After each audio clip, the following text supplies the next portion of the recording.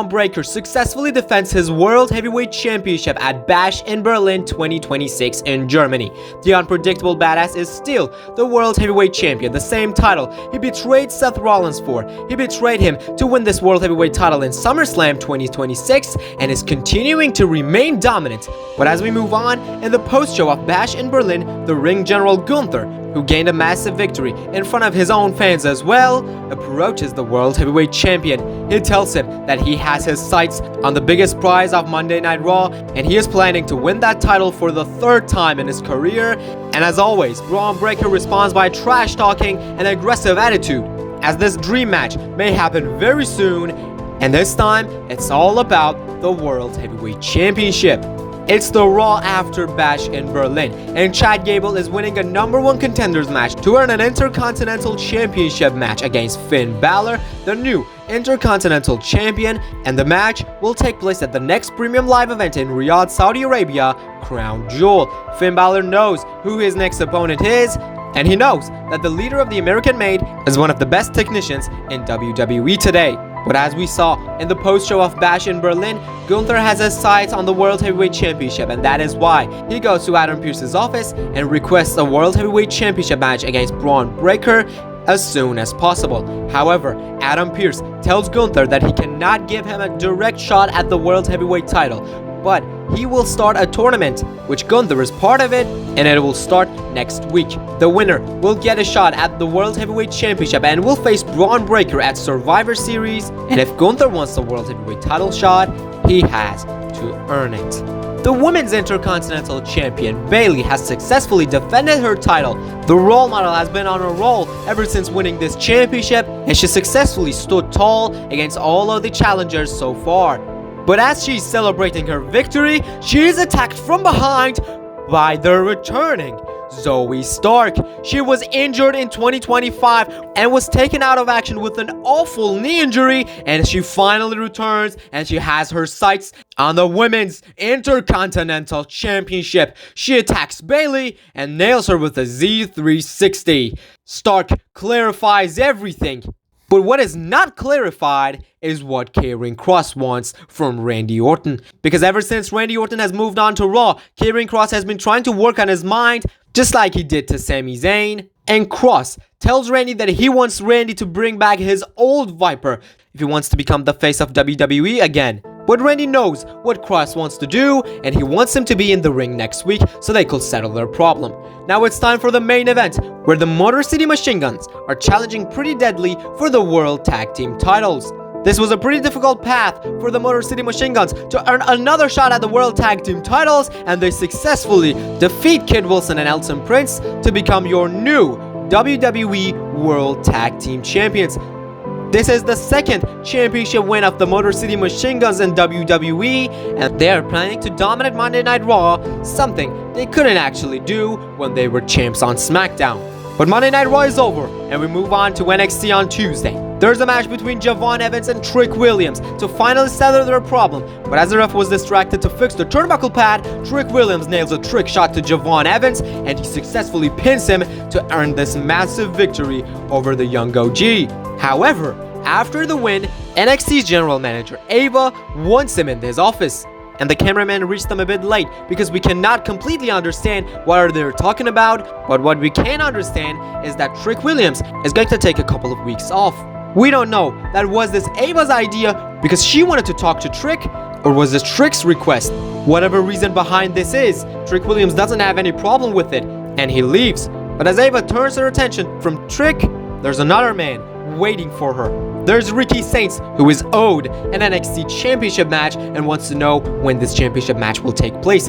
Ava informs that in 2 weeks he will face Obafemi for the NXT Championship, but in the meantime, her phone starts to ring. Ricky leaves. He will challenge for the NXT Championship in 2 weeks, but as Ava walks into her office, she picks up the phone. Dad? Hey Ava, hope you're doing great. I guess now is the time. Everything gets ready. You've seen the progress. It is finally the time. And I know you can handle all these by yourself, but I've sent you some help. You know this man pretty well. The expression of Ava says everything. that she did not expect this man to come in. And she responds by saying, "Holy sh." It's time for a Friday Night SmackDown, and the American Nightmare, the undisputed champion Cody Rhodes, is opening the show. He will face Braun Breaker for the Crown Jewel Championship in Riyadh, Saudi Arabia. Is the American Nightmare successful to become the first ever two-time Crown Jewel Champion? Well, he addresses his future and his match with Braun Breaker during this promo, and he informs that he will be on Raw this Monday to confront Braun Breaker. The undisputed champion leaves the ring, but we have a man who's here from Raw. He's the newest arrival on SmackDown, and he wants to dominate the SmackDown division just like he did on Raw. Ilya Dragunov, the former Intercontinental Champion, is now officially a SmackDown superstar, and he confronts a man he has a lot of history with, Carmelo Hayes, the United States Champion. They have a lot of history with each other back in NXT, and now maybe this could happen again in the main roster. Melo has to defend his title later on tonight, but for now, we're having the arrival of Bianca Belair, as she wanted to call out Naomi, but Naomi attacks her from behind, and Naomi is ambushing Bianca Belair. She attacks her from behind, and things are getting out of hand, but Bianca Belair is fired up as well. They fight each other in front of the stage. Bianca wants the WWE Women's Championship, and she's fighting against the champion. But this massive brawl that took place tonight on SmackDown forces Nicholas to discuss the idea of canceling the Women's Crown Jewel Championship match at Crown Jewel with Adam Pearce, because this rivalry between Bianca Belair and Naomi is getting out of hand, and before any other chaos, Nicholas wants this rivalry to end, and Adam Pearce accepts. So the Women's Crown Jewel Championship match between Naomi and Stephanie Vaquer at Crown Jewel is cancelled, and instead, Naomi will defend her title against Bianca Belair in Saudi Arabia. But a man who was a fan favorite in Saudi Arabia, Sami Zayn, is walking backstage, and it makes us concerned that is he still a fan favorite in Saudi Arabia? Because the things that Sami Zayn has done after returning with his dark side changed many opinions from people all around the world, and this time he's crossing paths with his tribal chief.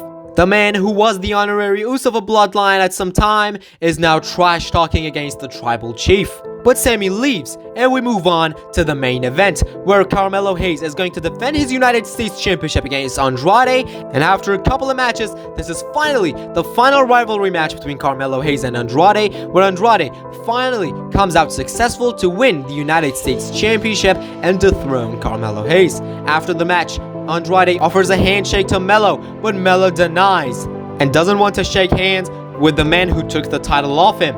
Melo leaves, and Andrade celebrates the main event win over Carmelo Hayes by picking up the United States Championship.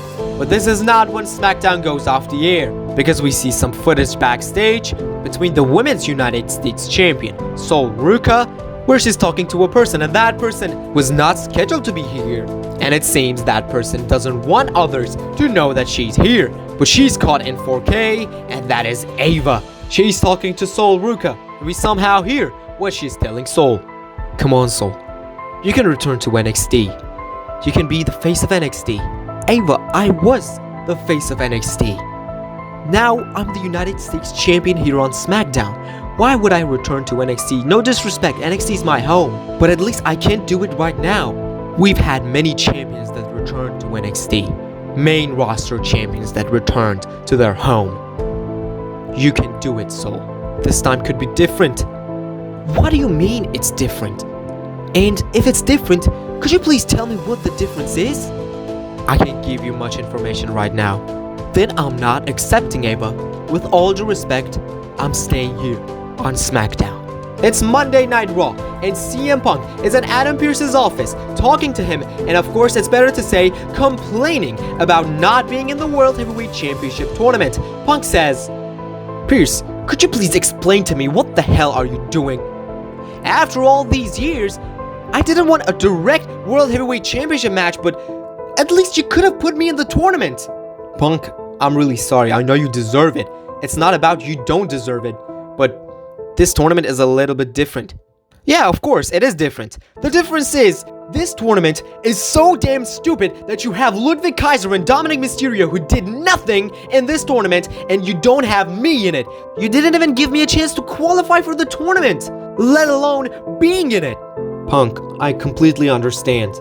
you know that you are one of the top stars here on Raw, okay? I know that too. This tournament was my idea, but the participants, actually, it was out of my hand. I couldn't do anything about it. I was just informed who the competitors are. As you can see, this is how the tournament is going to be. And Punk responds, yeah, definitely. Give Kaiser a shot, give Solo a shot, give Dominic a shot. A couple of guys who never became world champions and didn't even earn the opportunity to be in this tournament. Meanwhile, I've been working my ass off and still I'm not getting what I'm deserved. Punk, things are getting too complicated. I know as much as you know. I don't know why is this happening, but it has came from the top. That's all I have to say. Punk complains, but he has no choice but to accept that the tournament includes Solo Sikoa versus Penta, the opening match of the show, where thanks to the bloodline and the distractions they make, Solo Sikoa manages to beat Penta and qualify to the next round. A devastating Samoan spike right to the throat of Penta punches the ticket for Solo Sikoa to the semi-finals, and he will face the winner of the match between Ludwig Kaiser and Jey Uso, which will take place later on. But we get footage from the backstage, and it seems Adam Pearce is going to have a busy night tonight, as the Women's Intercontinental Champion Bayley wants a match against Zoe Stark, and she says if it's needed, she will put the title on the line as well. And Adam Pearce likes the idea of this and makes it official, so next week on Raw, Bayley will defend the Women's Intercontinental Championship against Zoe Stark in a one-on-one matchup. But now it is time for a scheduled confrontation between the Viper, Randy Orton, and a man who has been trying to work on his mind, Karrion Kross. He repeats what he has been telling Randy in the back. He tells him in the middle of the ring as well. He tells him that this Randy Orton is not the Randy Orton he is known for, and he should bring back the old Viper. And Randy says if he really wants the old Viper back, he may experience it at Crown Jewel. He challenges him to a match in Saudi Arabia, where Karrion Kross accepts and leaves the ring. Randy Orton successfully got the match he wanted against the man who's been on his nerves for quite some time. But we move on to Raw's locker room, where the Motor City Machine Guns, the new World Tag Team Champions, are talking to one another, talking about how hard it was to get another shot at the World Tag Team titles, and it almost took them a full year to get here and receive a championship shot, because they had to survive all those shenanigans on SmackDown in 2025 with the stacked roster of tag teams, and after they came to Raw, they had to beat all the teams to earn a shot at the World Tag Team titles. But someone interrupts them. Aren't you tired of working hard? After all these years, being the best tag team of every single promotion you've been in, doesn't it feel bad to be held back by some teams that you know are not better than you? You're an immortal tag team. All around the world, they all know you. But in WWE, after almost 2 years, this is just your second title win. And the last one wasn't even the title run you deserved. I know you always work hard. That's your spirit. But what if you could become the team you know you deserve to be, when you know you don't even have to work that hard to become that team? It seems to be the same mystery man who walked in at Ava's office on NXT. He's now here on Raw and we don't know who that is. He's talking to the Motor City Machine Guns and it seems he's offering something to them. That's all we got for now, because we have to move on for another match of the first round of the tournament for the World Heavyweight Championship #1 contendership, where Sheamus beats Dominic Mysterio to qualify to the semifinals as well. The Celtic Warrior may become world champion one more time, but a man who is already a 14-time world champion, Randy Orton, confronts a man he hasn't seen for a very long time, Seth Rollins, in the backstage. Long time no see. How are you doing, Seth? Did not expect you. Thanks. How can I feel after being betrayed by the guy who I brought in? But you know what? I'm proud of Braun. After Bronson's injury, Braun became a completely different person. He betrayed me and that's heartbreaking. But I'm proud of him. He's the World Heavyweight Champion now. He's a main eventer. He's the face of Raw, and that means I did what I wanted to do. I did that successfully. I turned Braun Breaker into a main eventer. And I also know when Bronson Reed returns, he has a name for himself as well. But myself, I don't know what there's left for me to do, because I've done it all. I even tried to bring some younger guys and make them the main event guys, and I did that as well.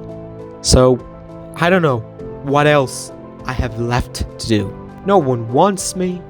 No one needs me. There's no place for me. After everything I've done, I just feel disrespected. You should not feel disrespected, Seth. You've earned the respect of millions of fans all around the world, and that includes me. I know we've been through a lot of things, and I know they were not good. But what I know is that currently, I have a lot of respect for you, man. Who said no one needs you? We all still need you. But I guess we don't need your so-called Oracle, do we? How's he doing? Yeah, he told me that he's going to spend more time with his family, but he's a liar. I don't believe that, and I know you don't either. He's probably looking for a young guy to make him a new Paul Heyman guy. We should wait for him to return with some new guy at some point, shouldn't we? Yeah, he definitely will. But Seth, I just wanted you to know, this is not what Seth Rollins looks like. This is not what we expect Seth Rollins to be. A depressed, sad, hopeless version of the man who used to call himself the Visionary. No, this is not what we're used to. I just wanted to say that, and that's all. Yeah, thanks. And also, good luck with Karrion Kross. Be careful. He's a magician. He can strike from somewhere you don't even expect him. Ludwig Kaiser vs Jey Uso, the first round of the tournament. Jey Uso successfully defeats Ludwig Kaiser and is going to face Solo Sikoa next week in the semifinals. He's going to meet his own brother once again, this time in the semifinals of the World Heavyweight Championship #1 Contenders tournament.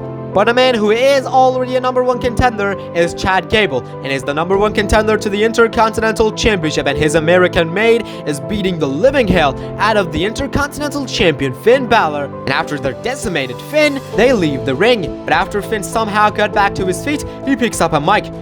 Chad, wait. I know you're scared, because I know when our match at Crown Jewel is about to happen, your guys will come out, and I don't like that.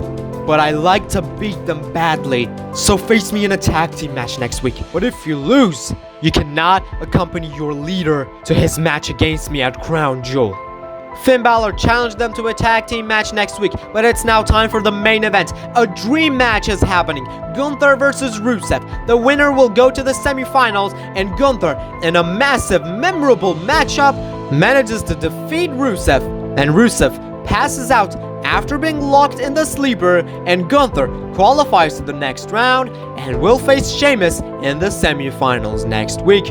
The ring general gets one step closer to the title that he wants to win it for the third time, and the owner of that championship, Braun Breaker, arrives because he has a scheduled confrontation with Cody Rhodes. After a stare down in the middle of the ramp, Gunther leaves and Cody Rhodes arrives. Braun Breaker and Cody Rhodes are in a promo battle because they have a match at Crown Jewel for the Crown Jewel Championship. But we said Gunther left the ring. That doesn't mean that he completely left, because as he has his sights on the World Heavyweight Championship, he watches this segment from the Gorilla Room as the Undisputed Champion and the World Heavyweight Champion exchange some words. But we're done on Raw for now, and we move on to NXT again. Wesley is in Ava's office, and we in Wesley receive some shocking and important information from NXT's general manager. Ava tells Wesley that Ricky Saints has some personal issues and is not able to show up next week for the NXT Championship match, and Wesley is given the NXT title shot against Obafemi instead. That came out of nowhere, and Wesley did not expect that either. But that's definitely what he loves to hear, a free NXT Championship match. So he leaves, but another man approaches Ava, and that is the HBK, Shawn Michaels. Ava, as always, thank you for your work here in NXT. But can I ask you a question? Who was that man in your office last week? No one, it was just an old friend. Ava, the entire world saw your reaction. Why would your friend enter your office here in the Performance Center?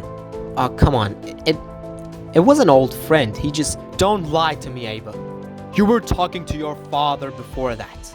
The entire world heard and saw what happened. The Rock sent that man? Who is that? Yes, I know, Sean. It seems so suspicious, but I'm just trying to make things better for NXT. I want this brand to become the best brand in the world. And yes, I got some help from my father as well. I promise it's all for NXT. It better be. But I don't know. Why would you want Sol Ruka to return to NXT? And I've also heard that that man was on Raw talking to Shelly and Sabin. Are those also for NXT's future? Yeah, Sean, definitely. I wanted some main roster champions to come to NXT because it is definitely better for us, isn't it? There's something wrong, Ava. I hope you don't screw things up. There's nothing to be worried about. And I have everything under control, Sean, because, as I said, I want to bring some main roster stars to NXT. Oh, speaking of the devil, it's Rhea Ripley. She's back in NXT. And Shawn Michaels says, "Good to see you here again, Rhea. Did not expect you, but I hope Ava wants you here for some good things." Thanks, Sean. NXT is my home, and I'm sure Ava wants the best as well. Yeah, good luck. Shawn Michaels leaves, and the only thing we hear from Ava in her short conversation with Rhea Ripley is, "Rhea, you should just do what I told you to do. That is the plan, and I promise it's a great plan. As long as I get what I want." Shawn Michaels has left the office, but in the middle of his way, he meets Javon Evans, and they have a short conversation out there as well. Javon, good to see you here. What are you doing here? Thank you, Sean. I was just looking for Ava. I wanted a rematch with Trick. Everyone saw he cheated in the last match. Well, actually, you have the right to ask for that rematch, Javon, but Ava informed me that Trick got a couple of weeks off. Why would he do that? I don't know, Javon. I don't know anything. This brand is mine, and I still don't know what the hell is going around here. Suspicious activities on NXT continues, but we move on to SmackDown, where Bianca Belair arrives, but she's attacked in the parking lot by Naomi once again. Another ambush by the WWE Women's Champion. Even though the match is official for Crown Jewel, Naomi uses the car and slams its door to injure Bianca Belair's hand. It seems that Bianca has suffered a serious injury. This was a brutal attack, and Naomi makes her way to the ring because she has some words to address her future. "Give me the Crown Jewel Championship. That's the title I deserve. I'm the WWE Women's Champion, and I deserve to be the Women's Crown Jewel Champion. Now I have the chance to compete for it, and you're taking it away from me? God damn you. You have to give that title directly to me, because I deserve it." Naomi, calm down. Don't scream your lungs out. Bianca Belair is injured because of you. She's out of action because of you, and you cannot demand a Crown Jewel Championship like this. Yeah, with what you did, Bianca Belair is not able to challenge you for your championship at Crown Jewel, and that match is cancelled as well. But that doesn't mean I'm gonna break my deal and I'm gonna return the Crown Jewel Championship match for you, because this is not the way of getting it. Hold on, Nick. Hold on a second. You don't need to give her the Crown Jewel Championship. I think you don't even have to cancel the WWE Women's Championship match at Crown Jewel, because it's been a while. I think you should keep the match.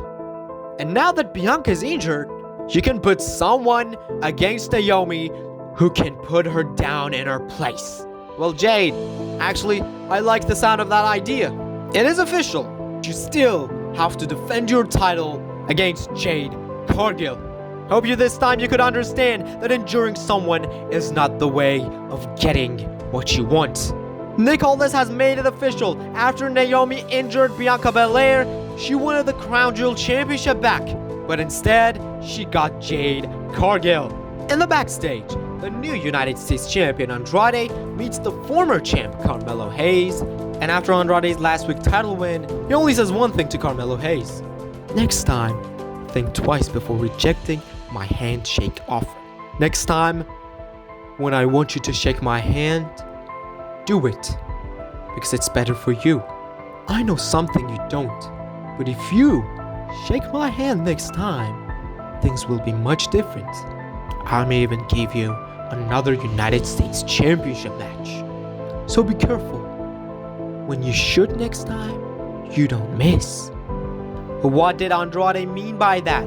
We don't know, neither does Carmelo Hayes. But as we move on, it's time for the WWE Tag Team Championship match, where Fraxium are defending their titles against DIY, where they successfully defend those titles in a great match, as always. But they had multiple title defenses after winning the title at SummerSlam, and all those title defenses were memorable matches.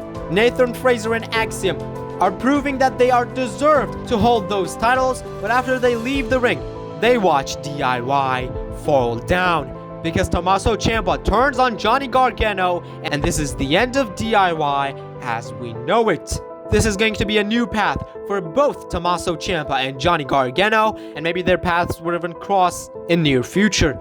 But as Fraxium is looking on, they are attacked from behind, and it's Alex Shelley and Chris Sabin, the Motor City Machine Guns, the World Tag Team Champions, are here on SmackDown from Raw.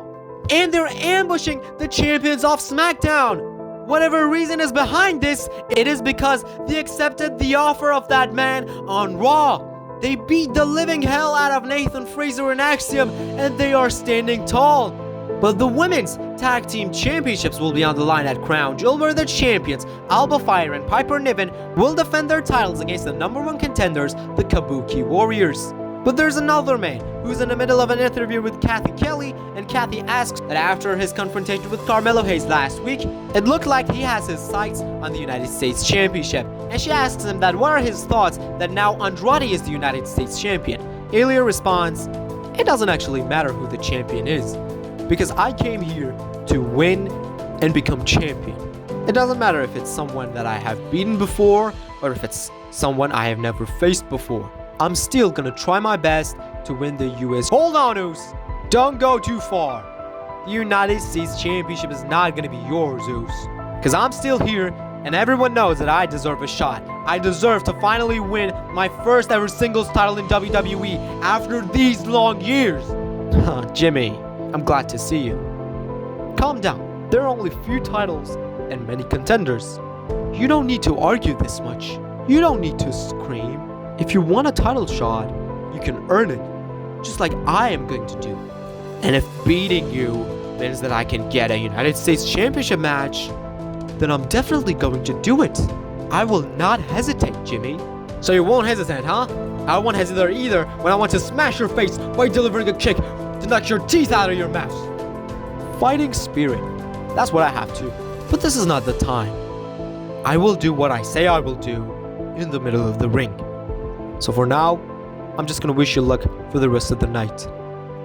After confronting Sami Zayn a couple of times in the backstage, Roman Reigns has finally gotten the time in the middle of the ring to talk about Sami Zayn and address his situation with the man who used to be the honorary use of his bloodline. Roman Reigns calls out Sami Zayn, and he even challenges him to a match to stop all these trash talking once and for all in the squared circle. And he challenged him to a match in Saudi Arabia at Crown Jewel, and he wants him to answer him. But as Sami Zayn is not here tonight, Roman Reigns wants him to be on SmackDown next week, and then he leaves the ring. But after Evil last week, the Mystery Man is on SmackDown talking to Sol Ruka this time. He successfully convinced the Motor City Machine Guns to change the entire direction. Will he be successful to do the same thing to Sol Ruka? Ava was not. Is this man successful doing that?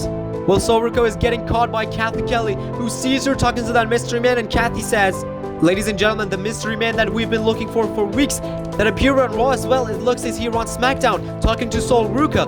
Let me just hit Sol. Sol? Yes, Kathy? Could you please tell us who were you talking to? Because it seems it was the one who the entire WWE Universe wants to know who that was. Yeah, Kathy. I don't know what is this. Last week it was Ava, and this week it is this man. I don't know what are they trying to do, but I can make sure that I'm not gonna sell out. Okay? Well, that's great, but could you please tell us who that man is? Yeah, definitely. Even everyone knows him.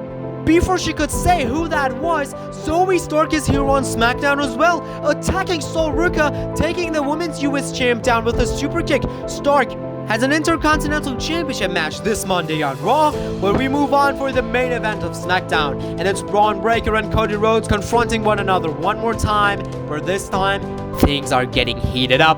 Because after Braun has nothing left to say, he wants to leave the ring, or so we think, because he returns at Cody Rhodes and wants the spear, but Cody with an on-time dodge catches him in position for a crossroads, and the undisputed champion is the one who takes the World Heavyweight Champion down.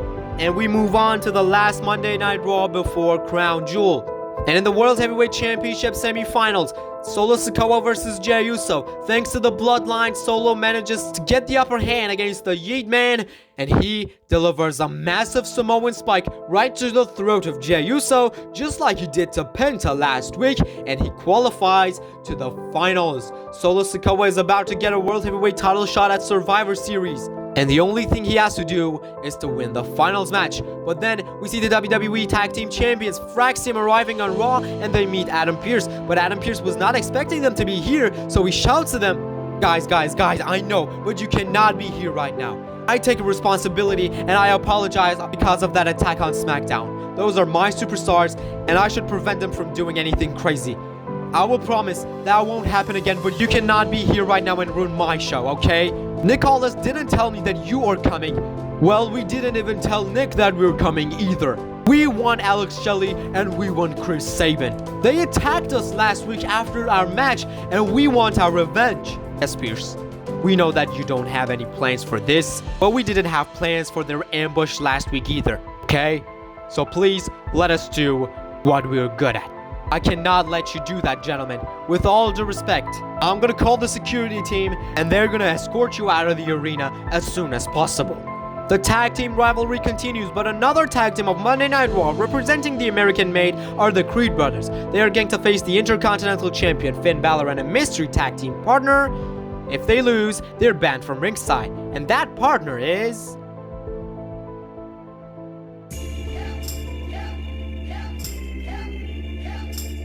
a man that Finn Balor has a lot of history with. That is the phenomenal one. That is the one and only AJ Styles. He comes to the aid of Finn Balor in this tag team matchup against the Creed brothers. And after Finn Balor chose the right way to get himself out of the Judgment Day, AJ Styles appreciated his decision, and they've been good ever since he left that team, and they successfully defeat the Creed brothers. So the match at Crown Jewel between Chad Gable and Finn Balor will be one-on-one without any other interferences. Thanks to AJ Styles, these two men reunite one more time, and this victory is too sweet. In the backstage, Randy Orton is talking to Seth Rollins once again, and it seems that Randy is becoming a good friend for Seth after he was betrayed by Braun Breaker. But then, they're interrupted by Karrion Kross. It's disgusting. Randy Orton and you, Seth Rollins. You two must be ashamed of yourselves. Seth, you forgot how to be a clown, huh? Now you want to find a little friend in the Viper to help you rehab yourself, huh? And you should be ashamed of yourself more than him, Randy Orton. You have a match with me in a couple of days at Crown Jewel, and you're walking back here having fun with Seth Rollins instead of preparing for one of the biggest matches in your recent history. Kross, listen, we don't have time for you for now. You have to settle your problem with Randy in the ring at Crown Jewel, and that's it. You don't have to be worried about me or Randy Orton. The mistake everyone makes when they're facing me is the exact mistake you're making, Seth Rollins. I do not wrestle against people to win. I wrestle against people to make them see the reality. And what I see is Randy Orton becoming a goof.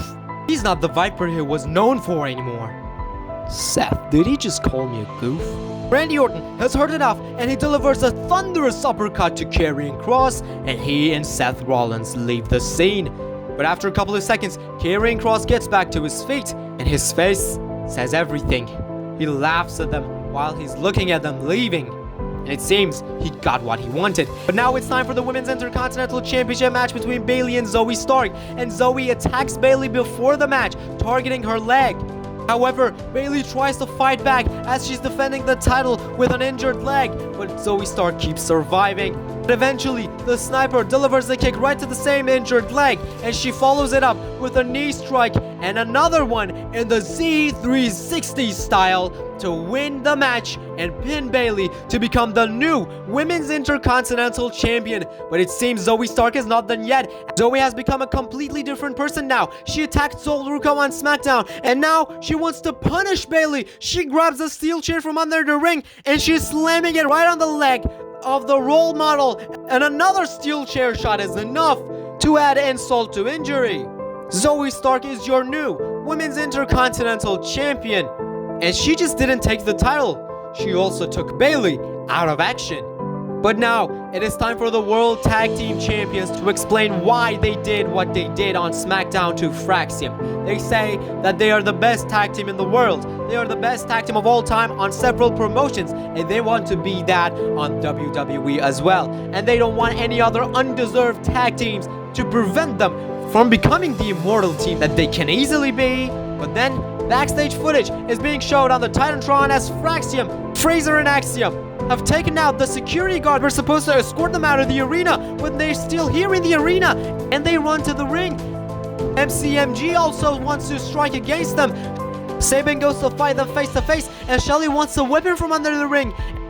And for now, it's 2-on-1. Fraser and Axiom are beating Chris Sabin, but Alex Shelley arrives with a steel chair, and he slams it right in the midsection of Axiom. Chris Sabin counters Fraser's attack, and he catches the chair that Shelley throws for him. And thanks to Alex Shelley, Chris Sabin decimates Nathan Fraser with the steel chair as well. Axiom is back on his feet, but he's getting a super kick from Alex Shelley. And the Motor City Machine Guns are standing tall in another brawl in the middle of the ramp. How this could end, we don't know. But for Stephanie McCare, this is the start, because as she defended the Women's World Championship successfully, she is being attacked from behind by Rhea Ripley.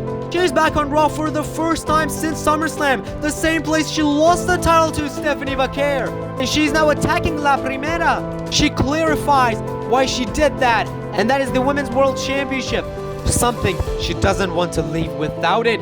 But things are getting more suspicious. Not because Rhea appeared on NXT and did this, but because what we see right now.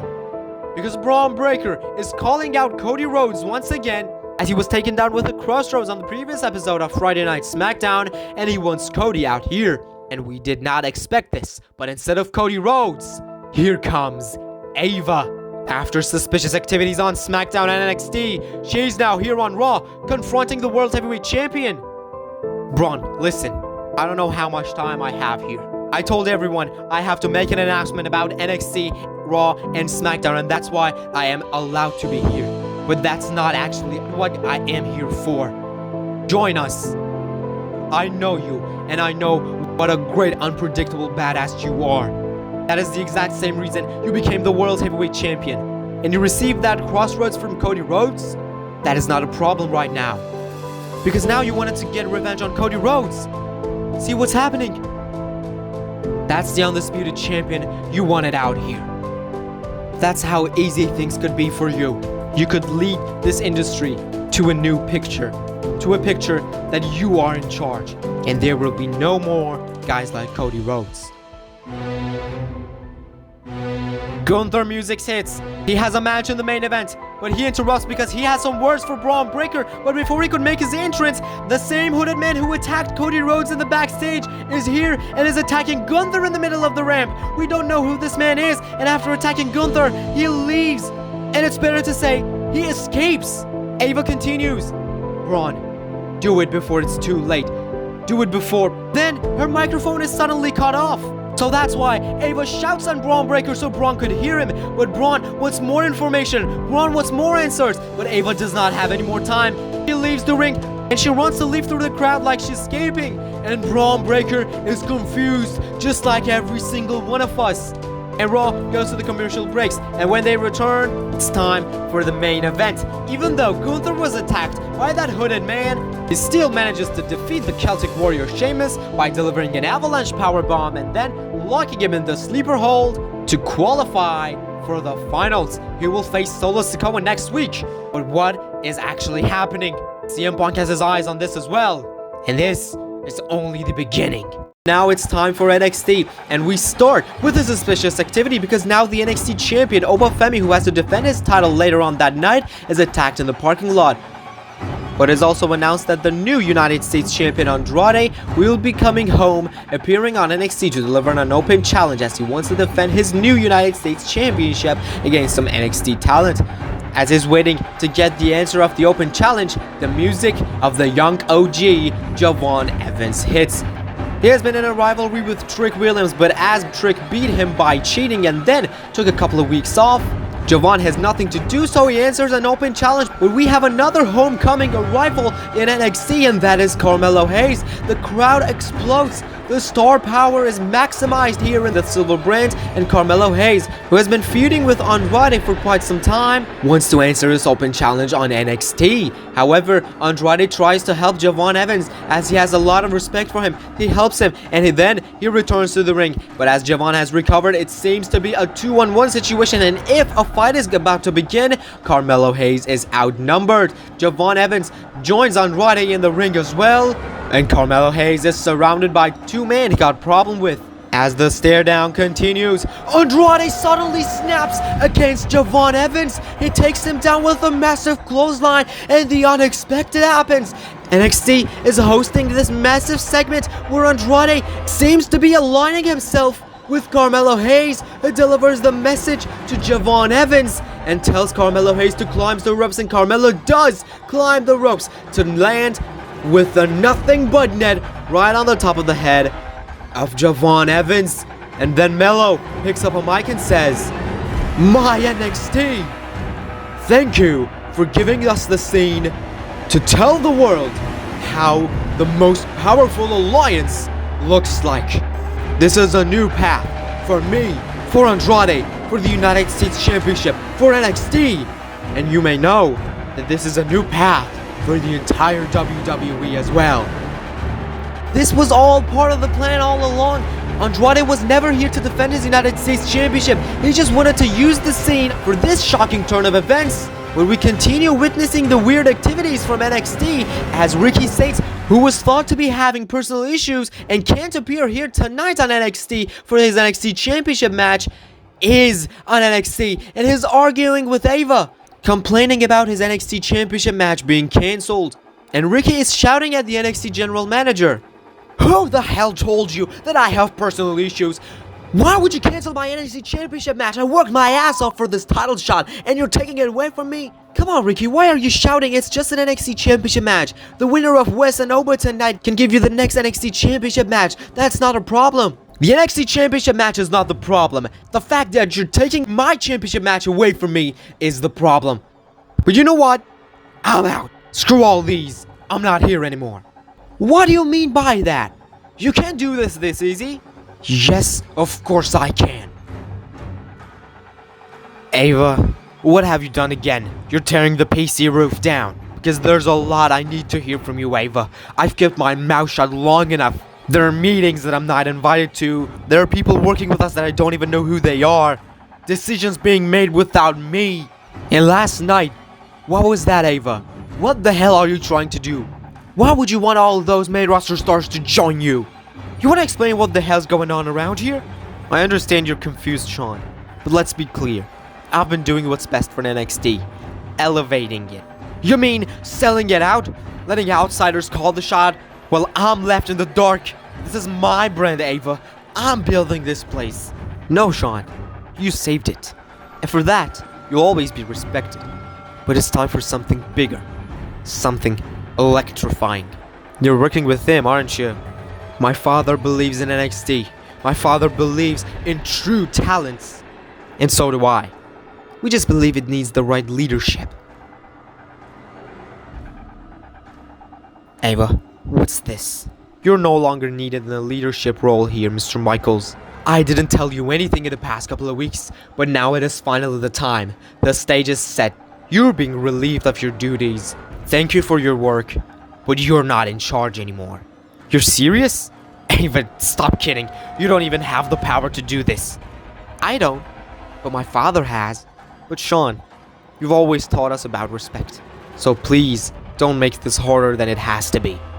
The security team are escorting Shawn Michaels out of here, but now it's time for the main event at the NXT Championship match where Wesley, who was given the NXT Championship match instead of Ricky Saints, is going to challenge Obafemi for the NXT Championship. But before the match could even start, Wesley blindsides Obafemi from behind during his entrance and is working on his arm, delivering submissions, tossing him arm first into the steel steps. But the match starts. Obafemi tries to fight back against the leader of the High Rise, and at some point, he manages to deliver the back suplex. Wesley is dropped down and Oba is calling for him. He wants to fall from grace.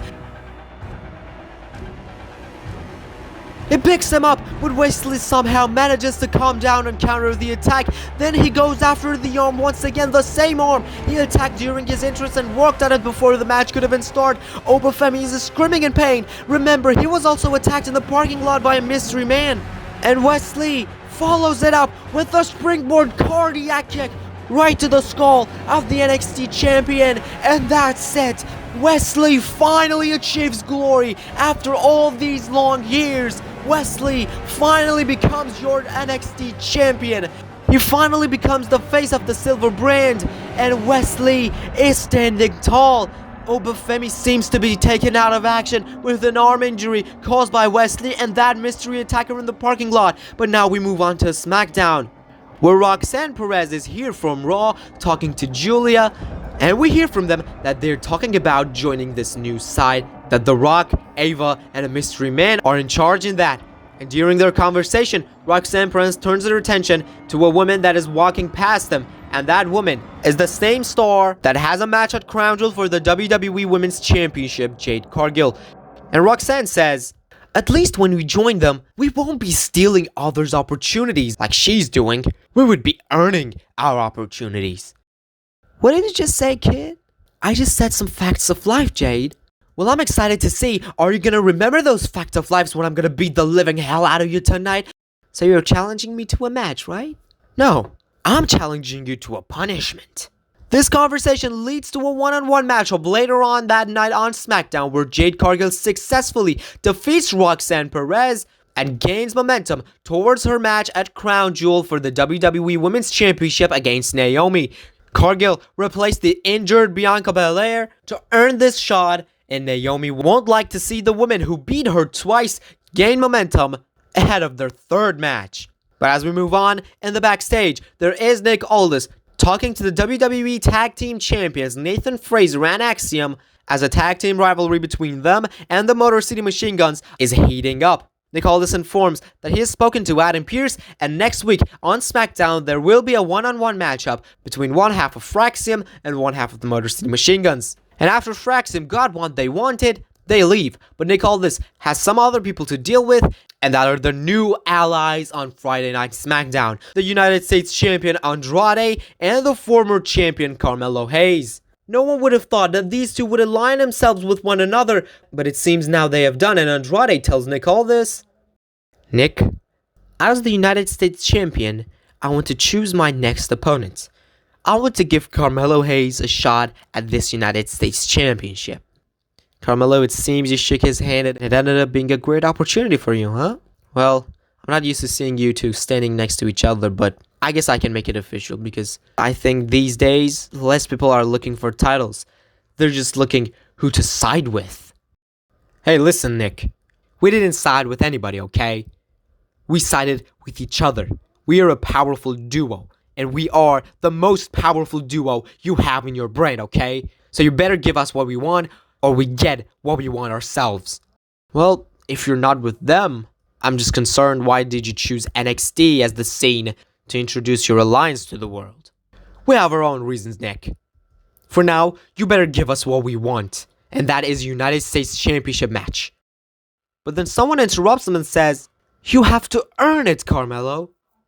Since moving on to SmackDown, I didn't get the chance to fight for this United States Championship, because there were several distractions preventing me from coming after this title. But now I am free. So Andrade, you better give the title shot to a person who actually deserves that championship. Long time no see, Penta. I think you just heard what Nick Aldis said. The match is official. Next week, I'll face the person I chose to defend my title against.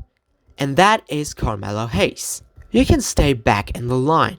Yeah, buddy, go have fun with this stupid Cero Miedo chance, because now it's my time. And be careful of what you say, because when I shoot, I don't miss. And I don't want to shoot at you. The US title drama continues, but the Women's United States Champion Sol Ruca has successfully defended her title, but then suddenly, a video including a message is being played on the Chinatron, and Sol Ruca is the target of this so-called rebellion, and it's Ava again.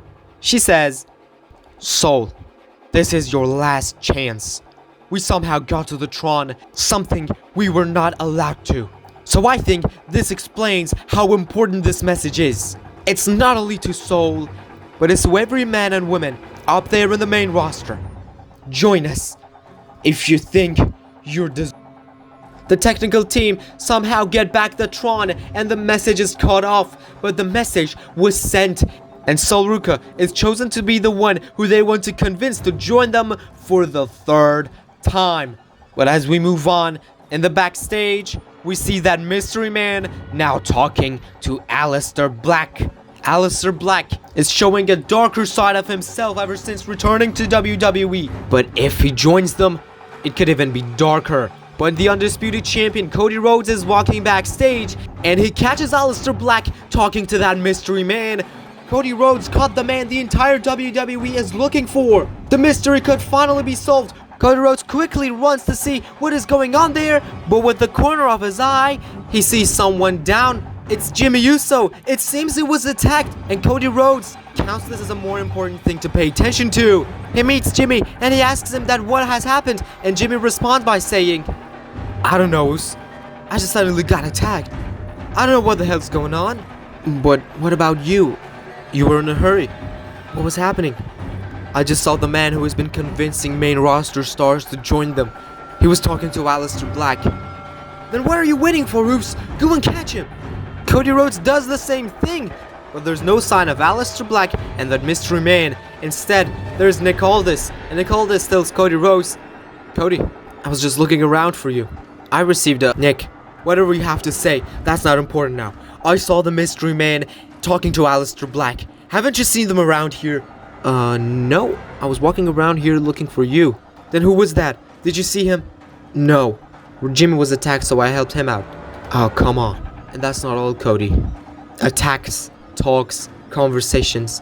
Everything is becoming suspicious. And now, I've received a message. That's why I was looking for you. Come on. Let's go to my office. It's a very important message. But then we see Jimmy Uso talking to himself. I think I know who the hell attacked me. At Crown Jewel, there will be a Women's Tag Team Championship match where the Secret Harvest, Alba Fire, and Piper Niven will face the Kabuki Warriors. But for now, a preview of the match at Crown Jewel is happening as Alba Fire is facing Asuka. At some point, Piper Niven starts to distract the referee, but that's bring Kairi Sane out of her corner. She's now arguing with Piper Niven, so Alba Fire launches herself over the top rope to take them out, and after she makes sure that Piper is okay, she returns to the ring, but that's the time Asuka needed to recover, and a running hip attack is enough to gain this victory for herself and gain momentum ahead of their match at Crown Jewel for the WWE Women's Tag Team Championships. But another match that is taking place at Crown Jewel includes a man who was a fan favorite in Saudi Arabia, and that is Sami Zayn. But Sami Zayn has turned into a completely different person right now, and he's now in a rivalry with Roman Reigns. Roman Reigns challenged him to a match at Crown Jewel last week, and Sami Zayn accepted by posting a message on social media, and now he's calling out Roman Reigns. He wants Roman Reigns to be out here because he wants answers from the man who used to be his tribal chief back in the day in the bloodline. Roman Reigns fires back at Sami Zayn by throwing off some insulting words. He believes that Sami Zayn is nothing more than an honorary Uso, that he should have never accepted him as an Uso in his family. But as the tensions continue to rise, Roman Reigns finally snaps and he attacks Sami Zayn. This is going to be what we see at Crown Jewel between these two, Roman Reigns versus Sami Zayn in Saudi Arabia. But for now, Roman Reigns is the one who's getting the upper hand. A Superman punch to Sami Zayn and is looking for a spear. But Sami Zayn, with a wise decision, rolls out of the ring and escapes of that rib-breaking move. Roman Reigns confronts him and makes eye contact by standing in the ring. But as we move on, now we're in Nick Aldis's office. Cody Rhodes is there too, and they're going to watch the message. Aldis says, "Let me play the message." Cody, first of all, let's clear the air. What happened last week? That sneak attack, that little disrespect from my daughter Ava, that was in the way. And for that, from the bottom of my heart, I apologize. That's not how family should treat family. And make no mistake about it, Cody. We are family. You're a son of a legend, and you will become a legend yourself. And the way of that is by joining us. You've carried the Rhodes name on your back all the way to the top, and now you're the undisputed champion. You did it. You finished your story. You started many new stories as well. But now, Cody, it's time to make yourself immortal. Triple H and Shawn, they see you as a piece in their game. A golden boy to wave the company flag, but me, I see you as a general, a leader, a man who deserves more than just a championship. You deserve to be in charge. You deserve control. You deserve legacy. And you deserve power. You deserve to stand next to the final boss and run this business the way it should be run. You've been chasing glory your whole life, Cody, trying to finish your dad's fight. But what if I told you this isn't his fight anymore? This is a new war. And this could be your war. And I'm offering you a seat at the throne. No games, no lies. And unlike last year, I don't want your soul because I've already got a lot of souls. Many people have joined us. This war continues. And we can continue this war without you. But I just want to tell you that if you join us, then my dear American Nightmare, we can win the war before even officially starting it. At some point, the world will choose a side, and so will you. Just know that I'm not asking you to sell out this time. I'm asking you to take control on your legacy, on your future. Don't fight the power. Become it. I'll be waiting. We don't know what is going on. At least we know what matches are official for Crown Jewel. We are now in Saudi Arabia, and we're kicking things off with a match between Roman Reigns and Sami Zayn. This is pure bad blood, and Sami Zayn is trying everything he can to take the man who used to call him his tribal chief down, but it's not enough. Roman Reigns was, and it still is, the tribal chief for some reason, and at some point, he delivers a Superman punch to the former honorary use and is looking for a spear. He lines up Sami, but Sami moves, and the referee is taken out with the spear instead. Rod Zapata, the WWE official, is taken out with the nasty spear, and Sami wants a blue thunderbomb, but he cannot lift Roman Reigns up. Roman gets back to his feet, and he lines up Sami for another spear. This time he successfully hits him with one, and he hooks his leg. He goes for the cover, but there's no referee to count the pin, and instead, a hooded man drags him out. It seems to be the same hooded man who attacked Cody Rhodes, Gunther, Obafemi on NXT, and he is also the first suspect for attacking Jimmy Uso on SmackDown. A nasty powerbomb onto the barricade, which Roman Reigns lands on the top of his neck, is followed up with a top rope brainbuster by Sami Zayn, right on the same injured position of Roman Reigns. So that's enough for the former honorary Uso and the current top star of WWE, Sami Zayn, to get maybe the biggest win of his career by beating Roman Reigns. The suspicious attacks are still going on, and the rebellion is attacking the opposite side at Crown Jewel as well. Now, it is time for the WWE Women's Tag Team Championship match between the Kabuki Warriors and the Secret Harvest, where at some point, Asuka knocks Piper Niven off the apron, and they follow it up with an assisted insane elbow, and they win the tag team titles. They become the WWE Women's Tag Team Champions one more time. Asuka and Kairi Sane, between the cheers from the crowd in Saudi Arabia, are celebrating their victory. until they're attacked and taken off the ropes, and it's the Fatal Influence. It's JC Jane and it's Fallon Henley from NXT. And because they are from NXT, it could mean that they are part of the rebellion as well.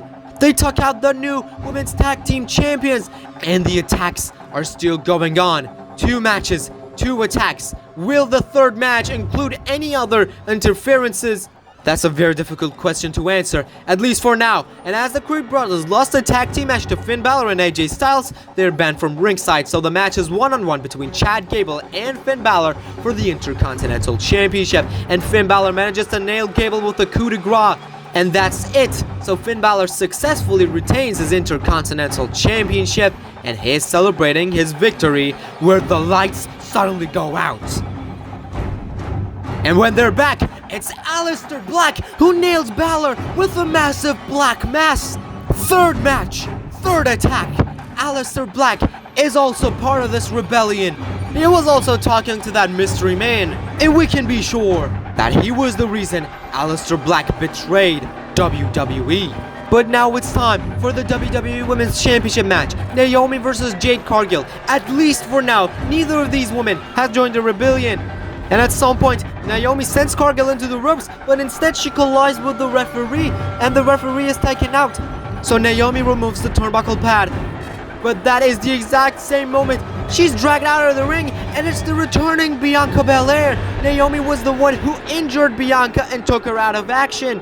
Another interference, but this time we can guess that Bianca is not part of this rebellion. She helps Jade Cargill. She sends Naomi back in the ring, and Cargill lifts Naomi up and delivers a Jaded and stacks her up. But Bianca Belair drags Jade Cargill out of the ring, and the match has resulted as a disqualification.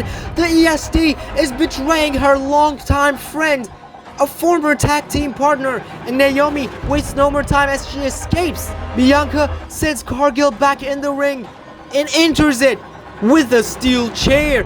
However, Cargill tries to fight back, but Bianca is much more fresh than Jade Cargill, and she nails her with the kiss of death face first on the steel chair, and she uses the same steel chair to decimate Jade Cargill. Steel chair shot after steel chair shot, and Jade Cargill has nowhere to escape.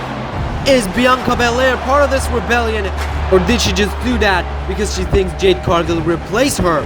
That's not the answer we will get right now, because we move on, and now it's time for a match between Karrion Kross and Randy Orton. Karrion Kross is trying to convince Randy Orton to bring back his old Viper, and is trying everything to do that. It distracts the referee, so Scarlett throws powder in the face of the Viper. Randy Orton is sent back in the ring, and the referee didn't see any of that. Karrion Kross lines the Apex Predator up for a cross hammer right to the back of his neck, and he hooks the leg. But Randy survives. Randy somehow survives. Now Scarlett starts to distract the referee. They still want to cheat to win this match.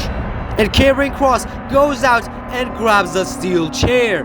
He re-enters the ring, this time with the steel chair, but not to use it against Randy Orton. He drops the chair down, and he wants Randy to use it. Karrion Kross says, "Come on, Randy, do it. The ref's back is turned. It's your chance. Pull the trigger, because that's who you are. This is not who you are." But Randy Orton responds by saying, "Do you really want me to bring back the old Randy Orton? Do you really want to see the old Viper? You badly want to see that?" "Yes. Hell yeah. So watch this." Randy Orton delivers an RKO off the ropes to Scarlett. This is what Randy Orton used to do in his old days as well. The referee goes out to check on Scarlett, and Karrion Kross is pissed off as hell. He delivers a low blow to Randy Orton, and he wants to beat the living hell out of the Viper. Things got far more personal than it was before. Karrion Kross is demolishing Randy Orton with a steel chair. Randy attacked his wife, and Kross believes Randy should pay for that. That steel chair is broken, so Karrion Kross wants another. but this time he's stopped by Seth Rollins, Randy Orton's new friend. He's not letting him use the steel chair again, but Karrion Kross does not look like a man who's interrupted.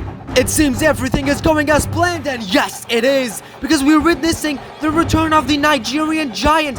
Omos is back, and it seems he's the new ally of Karrion Kross. He's decimating Seth Rollins using the steel steps, slamming Seth Rollins into it, using it to slam it across Seth's face. And he drops Seth down like he's nothing with a double hands choke slam.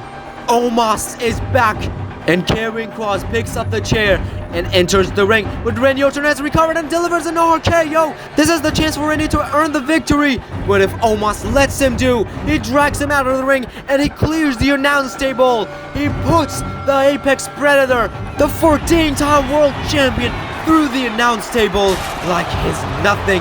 Omos sends Randy Orton back in the ring, and Karrion Kross locks him in the cross jacket.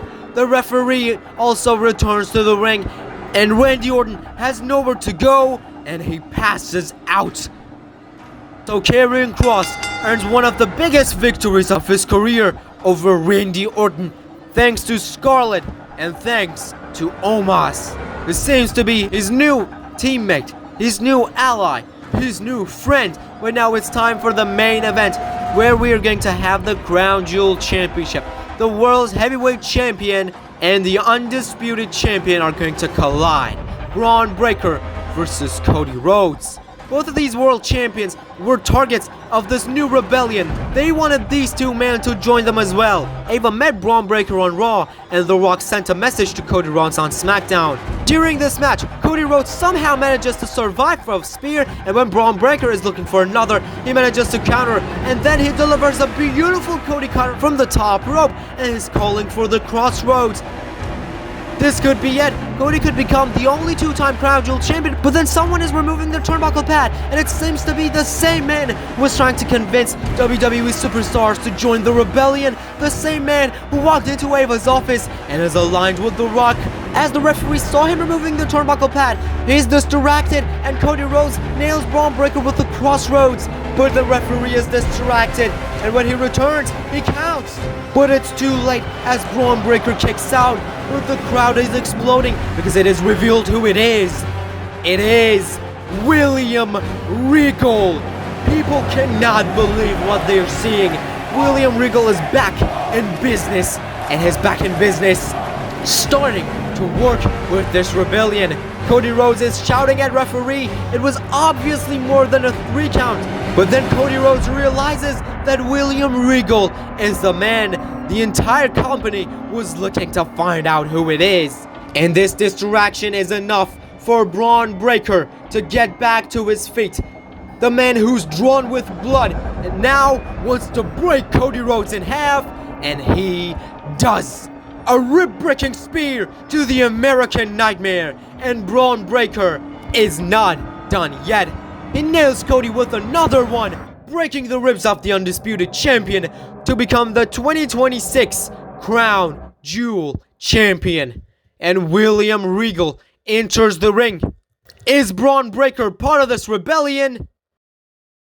Yes, he is. He shakes hands with William Regal, with Ava watching from the backstage as well. And Braun Breaker is standing tall. Braun Breaker is the new Crown Jewel Champion as he's wiping the blood off his face. William Regal brings the Crown Jewel Championship and hands it to Braun Breaker. It could be the new face of this new era. How this war could continue? Well, they're gaining more momentum than before because Braun Breaker is now part of them. He's the Crown Jewel Champion while he's still the World Heavyweight Champion. It's Raw after Crown Jewel, and we're kicking things off with a message which is sent by the final boss, The Rock, addressing the future of the Civil War in WWE. Finally, The Rock has come home. But this ain't the home you people remember. No. This is a new era. My era. The era of power and control. See, Crown Jewel wasn't just another show. It was the night The Rock and his people took over every single match. It was the night The Rock proved that no matter who you are, no matter how many titles you have won, How many times the crowd sings your name? You're playing in my yard now. And here's the truth. The Rock already has enough power to take this whole company right now. Today, tonight, this very second. But because The Rock is a kind, generous man, The Rock's gonna give you people and your so-called heroes a chance. A chance to fight for your disgusting WWE. But let The Rock make one thing crystal clear. If any of you general managers think about stepping out of line, think about playing the hero, you're gone. Fired. Done. Out on your candy asses before you can even pack your bags. You want your chance. You're gonna get it. At the very first ever 2-night Survivor Series. My side versus your side. 2 nights. Multiple battles. And when the dust settles, the side with more wins controls WWE forever. But understand this. When you're standing in that ring looking across at us, you're not just facing wrestlers. You're facing the most dangerous unit in the history of this business. You're facing power. You're facing dominance. And when you face The Rock, you're facing the final boss.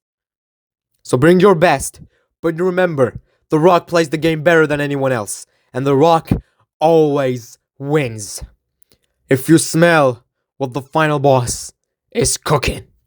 Massive message sent by The Rock, but a woman that is considered to be on The Rock's side is the Women's Intercontinental Champion Zoe Stark, who's watching this message as well. And we say that she's on their side because she was the one protecting William Regal, not letting anyone to know who this man was. But now everyone knows, and William Regal approaches Zoe Stark in the backstage, and they have a short conversation there. Thank you, Zoe. I already know you can't understand how big this is, and we're really looking forward to have you as one of the top stars in this better version of WWE. And also, thank you for keeping my identity a secret, and thank you for not letting Sol Ruca ruin everything. No problem. I was even glad to smack the hell out of... Speaking of Sol Ruca, the Women's United States Champion is here, and she takes down Zoe from behind. Just like she did to her on SmackDown numerous times, and Sol tells William Regal, "Give me Zoe Stark. Now the whole world knows who you are, Mr. Regal. If you're really that powerful, then give me Zoe." You got it, kid. You don't need to scream this much. Yeah, good. I will even put my title on the line if needed. Zoe Stark is gradually getting back to her feet until she gets knocked out again by Sol Ruca, this time with a super kick. Sol leaves, and after Zoe got back to her feet again, she tells William Regal, "Hey, what the hell? You just gave her the match this easy?" We're still looking forward to bring Sol to our side. We want her by our side. In this new version of WWE, we look forward for actual talents.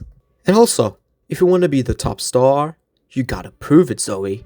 We come out of backstage and we see Randy Orton and Karrion Kross throwing shots at one another in front of the stage. This rivalry got far more personal at Crown Jewel. There was a massive matchup between these two men in Saudi Arabia, where Randy Orton even attacked Scarlett, Karrion Kross's wife, and Karrion Kross wants revenge. He earned one of the biggest victories of his careers by defeating Randy Orton. But they are not done yet. The brawl gets in the middle of the ring as Randy Orton is calling for Karrion Kross until he's attacked by Karrion Kross's new ally, Omos. The Nigerian giant arrives and is manhandling Randy Orton until Randy's new friend Seth Rollins arrives with a steel chair in hand. He takes down Karrion Kross, and that gives the opening for Randy to recover. Seth and Randy work with each other to finally take down the big man until Karrion Kross arrives from behind again, but this time there's no Omos, as he's about to get stomped down to the mat, but Omos drags him out of the ring and saves him from being stomped.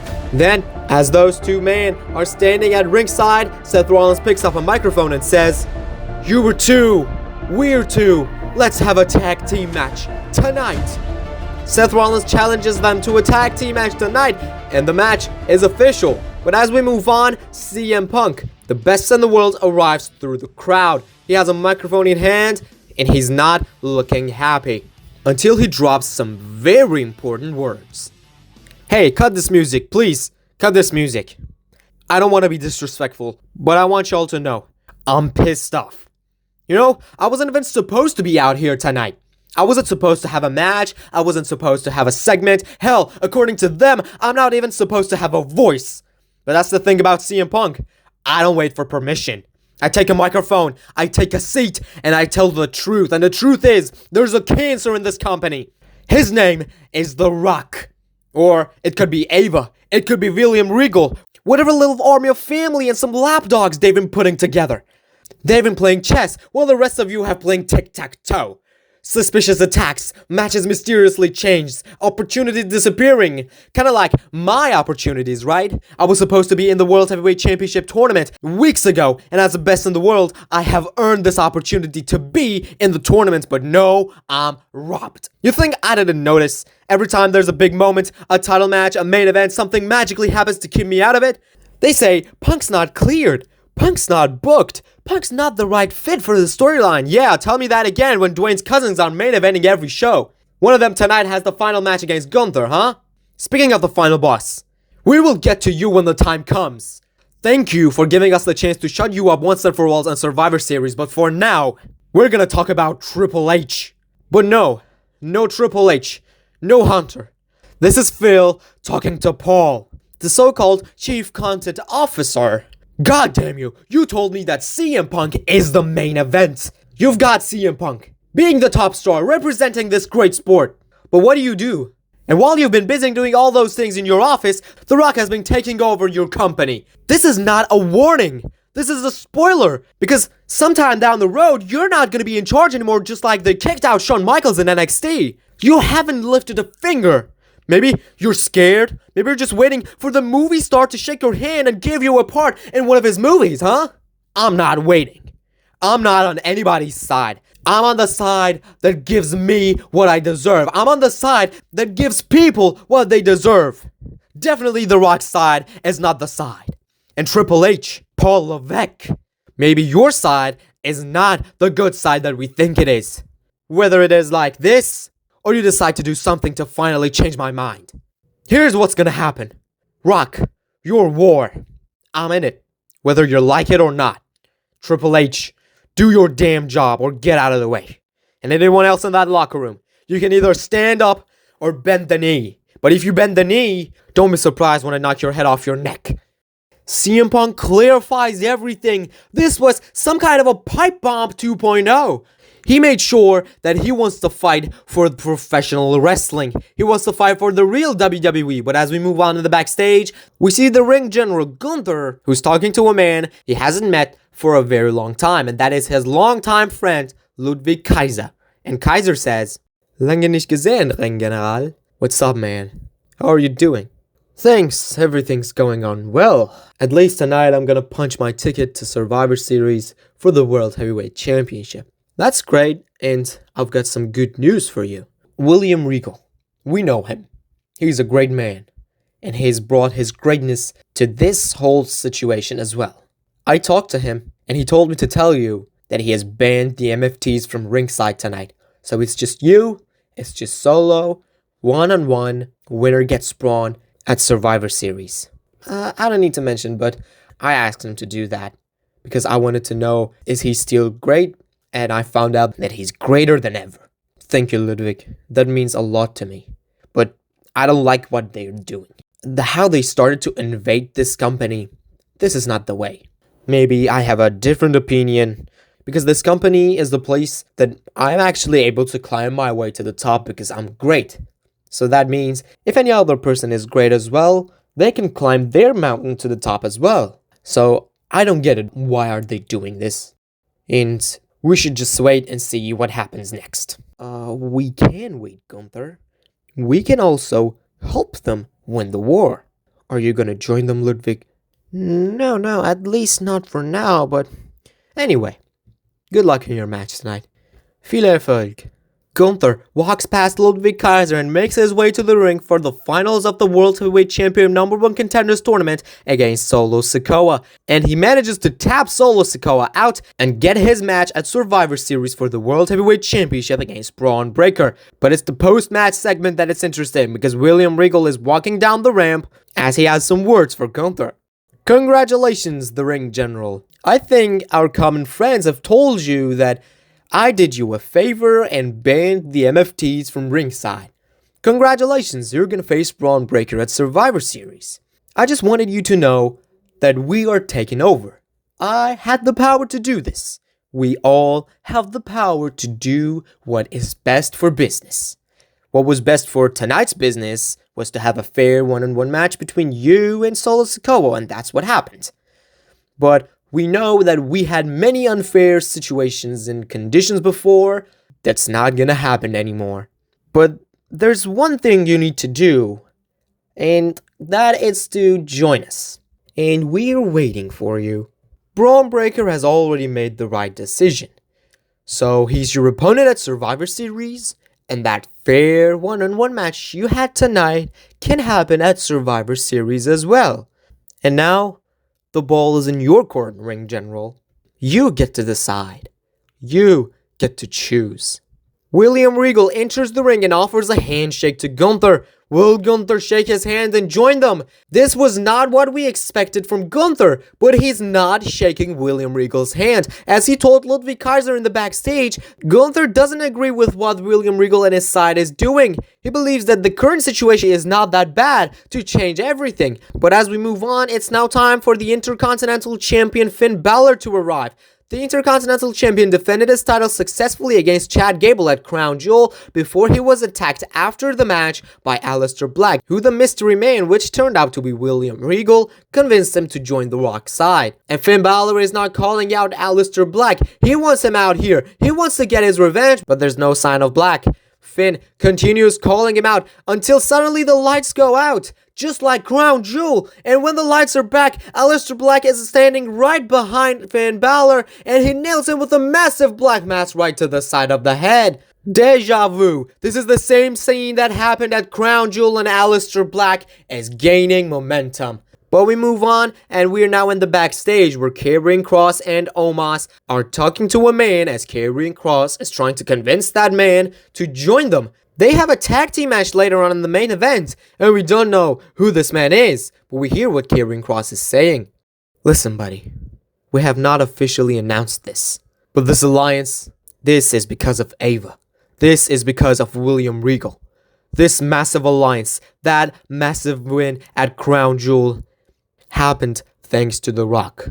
Our alliance is gonna get more powerful. We are the true talents that are forgotten. We don't want to be forgotten anymore. And this whole situation, this war that is happening, is gonna bring the actual talents out from the dark. I know you. You were calling the shots in NXT, just like myself. But ever since you've been called up to the main roster, nothing has happened. Just a backstage joke for everyone. You can change that. Just like I did. Just like Omos did. We can be in control in this new era. Karrion Kross and that mystery man are shaking hands. Who that man is? It seems to be the third man of this new alliance. But as we return to the ring, we see AJ Styles standing in the middle of the ring, addressing his future. You know, I've been thinking a lot lately. Last week I returned, I teamed up with the Intercontinental Champion and took on the Creed brothers. We beat them, and that pushed Finn Balor forward for his match at Crown Jewel. And Finn is the Intercontinental Champion. It's obvious what's next for him. But for me, I don't know actually what's next for me. I've been thinking about time, about how much of it I've got left in this business.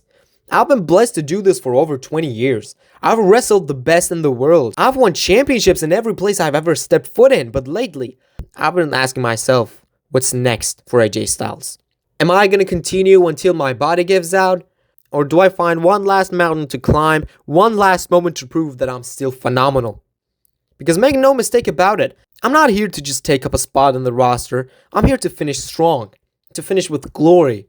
I want to prove that I still got it, because I believe I still got it. Mr. Styles, sorry to interrupt. I've been having a very busy night, but it's actually worth it. What a heartfelt little speech. You still got these people chanting your name, and that means a lot. But let me tell you something from someone who's been around just as long as you have. This way, you can't win a war. We're in the middle of the most important moment in WWE history. And while you're out here trying to make your legacy immortal, the world is moving around you. Our vision is taking shape, piece by piece. And I'm the one ensuring it happens. Earlier tonight, I extended an invitation to Gunther, and the man, unfortunately, turned it down disrespectfully. Bad for him, he's gonna find himself face to face with Braun Breaker at Survivor Series. And let me assure you, that will be the most painful mistake of his career. I'm here now to make sure you don't make the same mistake, AJ Styles. You are not the same man you were 10 years ago. Everyone knows that. It is heartbreaking for me to say that as well, but it is the truth. You can still go, sure, but your body knows the truth as well. Time is catching up to you, and the only way to save yourself, the only way to ensure you finish the way you say you want to finish, is by joining us. Imagine it, AJ Styles. You don't have to climb the mountain you've already climbed numerous times in your career. This time, if you want it one last time, we can call it, someone else can put you at the top of the mountain. Respected, protected, and rewarded.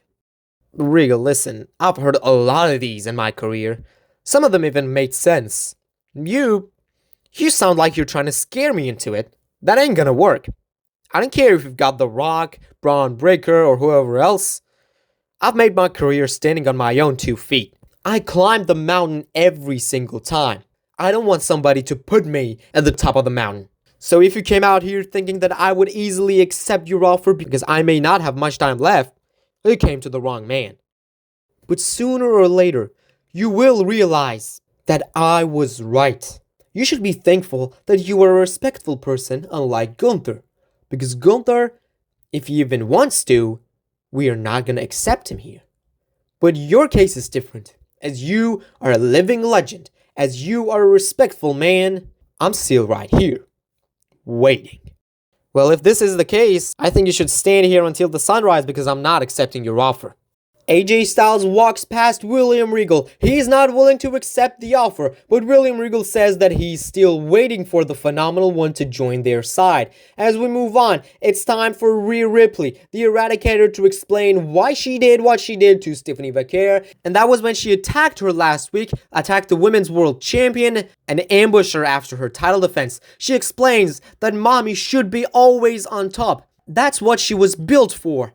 And it's been a very long time that she hasn't been on top, so she joins the side that pays attention to actual greatness, and she wants to get back on top as soon as possible. She also tells everyone that she has her sights on the Women's World Championship and the champion herself, Stephanie Vaquer, but now it's time for the main event of the show, where Seth Rollins and Randy Orton are facing Karrion Kross and Omos. At some point when the fight gets outside, Randy Orton and Seth Rollins are trying to take out Omos at ringside, and they're successful to finally do that in a 2-on-1 situation, where then the legal competitor Seth Rollins returns to the ring and buckle bombs Karrion Kross into the turnbuckles. He follows it up with a stomp and tags Randy Orton in to finally finish things off.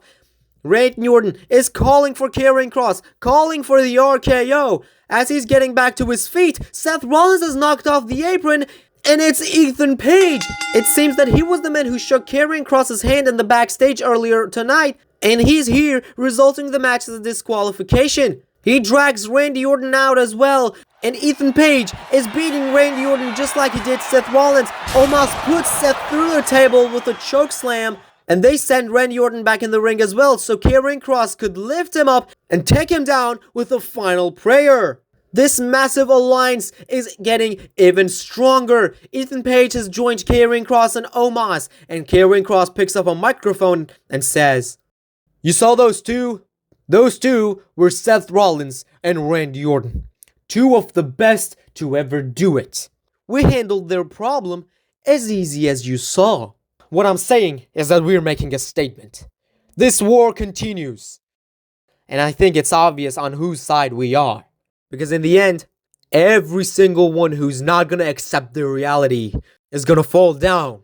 Thankfully, me and my allies saw the reality. After Karrion Kross dropped the microphone, William Regal arrives on the stage and says only 2 words. War Games! We move on to Friday Night SmackDown, and Triple H is opening the show, trying to address this whole war and make it clear that what is going to happen in the near future, what is going to happen at Survivor Series, what is happening with the WWE, and we hear from the CCO of WWE. Alright, let's get straight to it. I'm not going to waste any more time. We are at a crossroads here in WWE. The Rock and his allies, whoever else is recruiting, have decided that they want to take over this company from the inside. They've interfered in matches, manipulated championship opportunities, and made a mockery of the rules we have in place. And at Crown Jewel, they crossed the line. Every single match was hijacked. Every single moment was stolen. But now, the thing that I can say is, I've been in these kind of wars before, and trust me, this isn't my first time standing across from someone who thinks they can run the place just because they've got a few people on their side. Make no mistake, this is still my show. And I'm not about to let The Rock get in here and tear down everything we've built.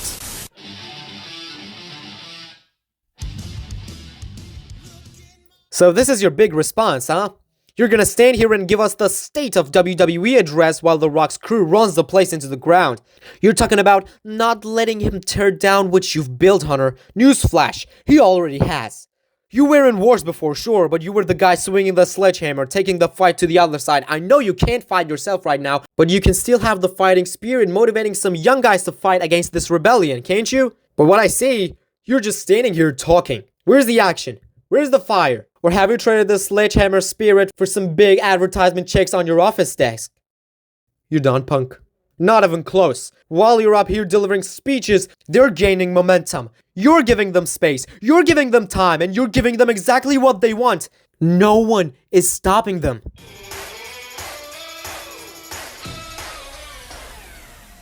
Sorry to break up your little therapy session, but I've got something more important to talk about. Triple H, at Crown Jewel, I beat Roman Reigns. One-on-one in the middle of the ring. That's not just a win. That's the biggest win of my career, and that means I deserve an undisputed WWE Championship match, and I want it made official tonight. And who better than the CCO himself to make this match official? Oh my god, Sammy, are you serious? This is the time for your little wish list. Oh, I'm sorry, punk. I forgot something. Last week, I did something you never did. I beat Roman Reigns one-on-one. And I think Triple H never did it either. You're acting stupid, Sammy. There's a war going on, you're worried about yourself. I'm not calling you selfish. You may be deserved of the Undisputed Championship match, but this is stupid. Suddenly, we see Roman Reigns entering the ring and is coming after Sami Zayn. He's not done with Zayn, and he nails him with the Superman punch. Then, he confronts CM Punk. He's face to face with the best in the world, with Triple H in the background. This is massive, but before they could do anything... Look at this, the best in the world, the tribal chief and the chief content officer all in one ring. The star power is maximized here, so I guess this scene just needed me to become the biggest picture in WWE history. But forget that. You're all here crying about The Rock like it's the end of the world. Just forget it. Punk, you're talking about right and wrong. Let's cut the crap. It's obvious which side is better. It's obvious which side is smarter. And it's obvious which side is gonna win a Survivor Series. My side. The Rock's side. While you're out here arguing, we're taking over. And there's nothing you can do to stop it. As Punk is trying to respond, we see the Hooded Man attacking Roman Reigns again. Roman Reigns is attacked again by the Hooded Man who attacked him at Crown Jewel. Logan Paul drags CM Punk out of the ring as well, and the Hooded Man is decimating Roman Reigns. Logan Paul and CM Punk are fighting each other out of the scene. But in the middle of the ring, the Hooded Man has taken down Roman Reigns. Triple H screams, "Who the hell are you?" But instead of answers, Triple H gets a chokeslam by the Hooded Man. He's not definitely in the condition of being attacked, but the Hooded Man, who's definitely on The Rock's side, is not paying attention to any of these. He clears the announce table and he delivers another chokeslam, this time through the announce table. What the hell is going on? People can't believe what they're seeing. A crazy scene to open SmackDown with, but as we move on, we have some other business to handle as well. In the backstage, we have the newest superstar of SmackDown, Ilya Dragunov, talking to Nick Aldis as he wants his debut match next week on SmackDown. And as Nick Aldis is planning to make that official, Ilya Dragunov is super kicked in the head from behind by Jimmy Uso. And Jimmy says, "Next time, think twice about attacking me from behind." Jimmy, what the hell are you doing? We were having a conversation. And the conversation was about his debut match, right? Put me as his opponent next week, so I could teach him he shouldn't attack Jimmy Uso from behind. Jimmy Uso leaves, And Ilya Dragunov gets back to his feet, and Nick Aldis asks Ilya Dragunov, Ilya, I'm sorry, but were you actually the man who attacked Jimmy Uso? Of course not. Of course I wasn't. But if he wants to fight, then we can fight. Just do what he said. Make it official for next week, please. It's a great idea, I guess. Then it's official. The match is official for next week, Ilya Dragunov versus Jimmy Uso. But now it's time for a one-on-one matchup between Nathan Frazer and Alex Shelley. A massive rivalry has been continuing between the World Tag Team Champions and the WWE Tag Team Champions. And after a 5-star matchup, at some point, Chris Sabin is trying to pass a steel chair to Alex Shelley, but Axiom is not letting him. He tosses him into the announce table, and he goes on the apron to deliver a massive springboard moonsault to take down Chris Sabin. In the middle of the ring, Alex Shelley is trying to take down Nathan Frazer, but Nathan delivers a dropkick right to his knee and follows it up with the springboard moonsault to put him in position for a massive Phoenix splash off the top rope, which gives him the victory. A big victory against Alex Shelley, as the rivalry between these two teams continues. But next, it's time for Jade Cargill to arrive. The Storm has arrived as she was betrayed by Bianca Belair at Crown Jewel, and she wants answers. She's here calling out Bianca Belair. She wants her to give her answers that why did she do that, but instead, she gets interrupted by Roxanne Perez and Julia. Roxanne is still here on SmackDown from Raw,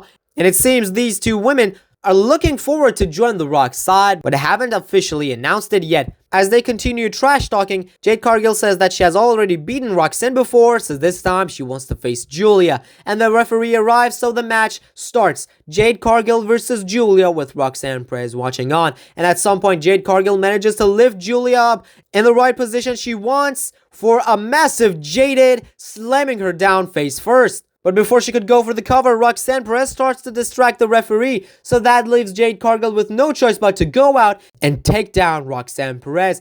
As she leaves the ring, Roxanne is trying to escape, but she can't, and she's slammed into the barricade. But then, a chair is thrown at Jade Cargill, and it's Bianca Belair. The match has resulted as a disqualification, and Bianca Belair is coming after Jade Cargill, delivering a foot DDT before locking her foot into the single leg Boston Crab. Bianca attacked Jade again, just like she did at Crown Jewel, and this time, she's using the steel chair to slam it right on the foot of Jade Cargill. Bianca Belair is trying to inflict injury, and when she inflicted as much damage as possible, she leaves the scene.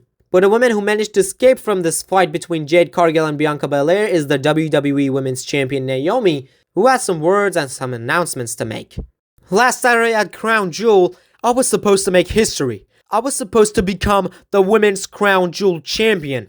But no, instead, this company canceled the match, changed the plans, and forced me to defend my title in a match which ended up in a disqualification. You know what? I've had enough. I'm sick of this WWE. So I made a choice. I'm siding with my family. I'm siding with The Rock and his vision, because at least his side respects talents like me. It's Tiffy time! That's cute, Naomi, but remember, you're holding my championship, and I don't care whose side you're on. I'm the center of the universe, and I deserve a shot at the WWE Women's Championship. Tiffany, you can talk all you want, but I'm the one who's gonna save the WWE Women's Championship from Naomi. That title will stay within the women who fight for WWE. Oh, please. All this save the division stuff is cute, but if you're talking about title shots, it should be me. I don't care about sides. I don't care about your politics, but if someone's walking to a championship match, it's gonna be Chelsea Green. Are you all seriously fighting over this without mentioning me? I'm the most dominant woman in this division, and if anyone's taking that title from Naomi, it's me. Alright, enough ladies. I can see we've got 4 women here who all want the same thing, so it's official. Next week, Tiffany Stratton, Lara Valkyria, Chelsea Green, and Nia Jax. You 4 will fight each other, and the winner gets Naomi for the WWE Women's Championship at Survivor Series. Next up, it's time for the United States Championship match between Carmelo Hayes and Andrade, but before the match could even start, Penta's music hits, and the man himself is walking down the ramp. Carmelo Hayes and Andrade introduced their alliance to the world by beating Javon Evans in NXT, and as they're now allies, Andrade wanted to defend his title against a hand-picked opponent, and that man was Carmelo Hayes. Last week it was interrupted by Penta, as Penta thinks he should be the one getting a United States Championship match, so he's here to watch these two men battle. He takes a seat at ringside, and the match continues between Andrade and Carmelo Hayes, where at some point Carmelo Hayes manages to take Andrade out of the ring and leave it to continue the beatdown at ringside. But there he confronts Penta as well, and we can understand that Carmelo Hayes is somehow distracted to Penta, where the tensions are rising. As these two men are arguing with each other at ringside, Andrade runs, which Carmelo dodges, and he collides with Penta.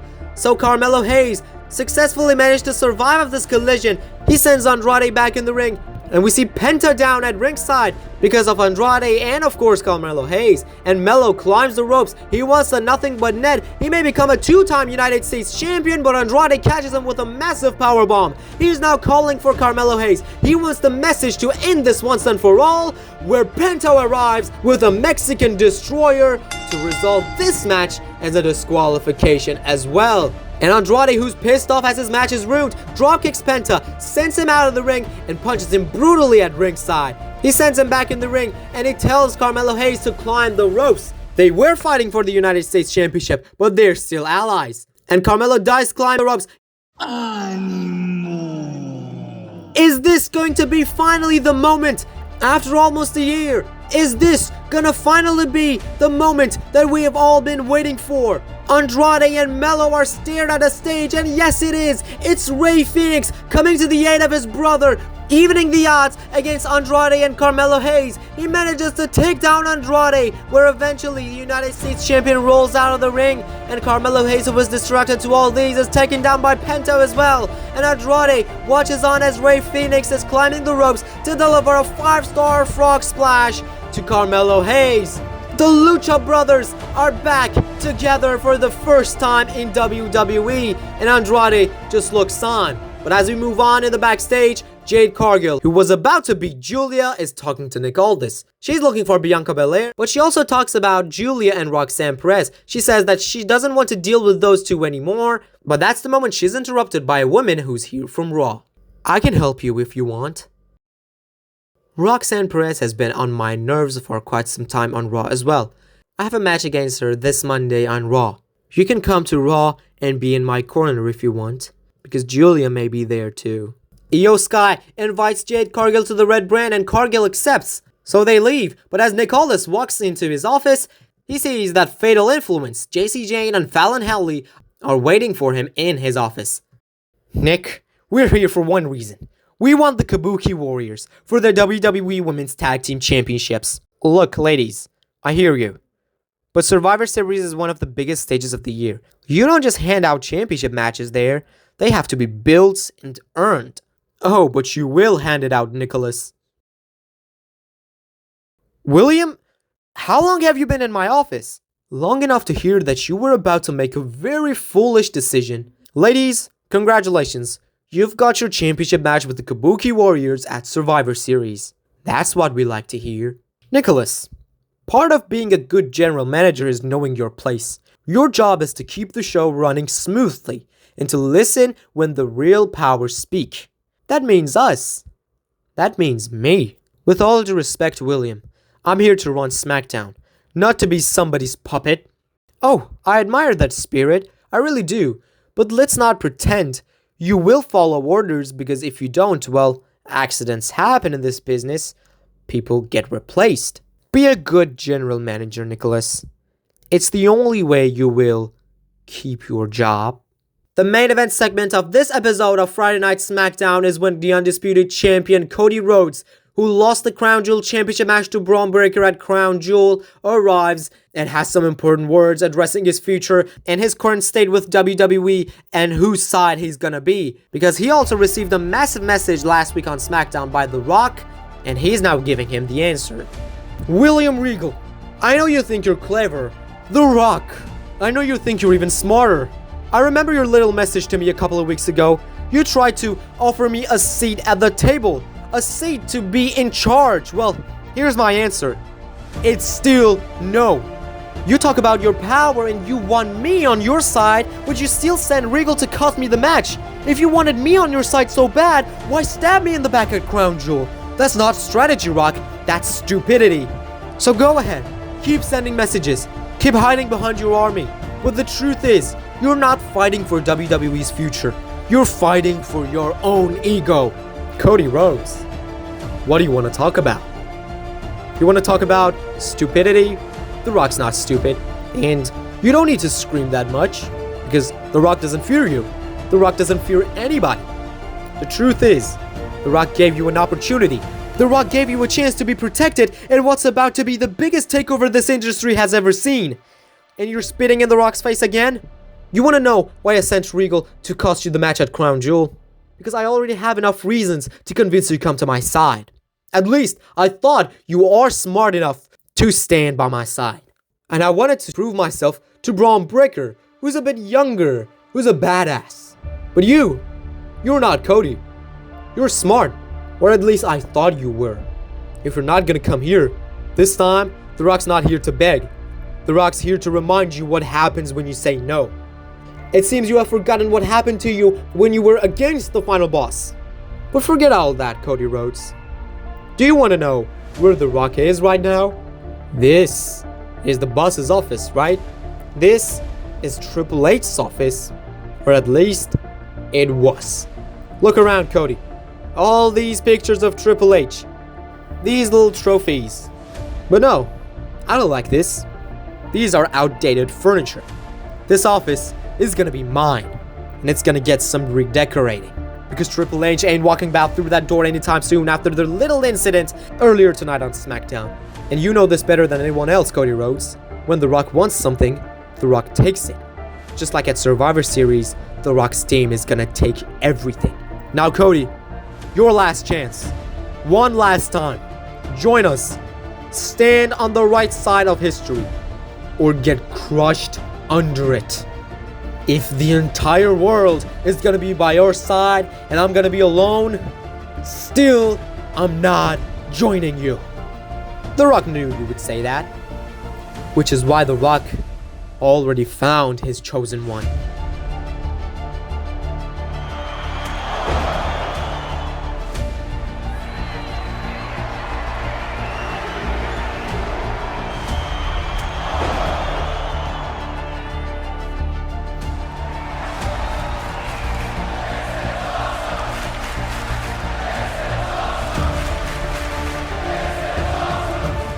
Meet the man who's gonna finish the story his way.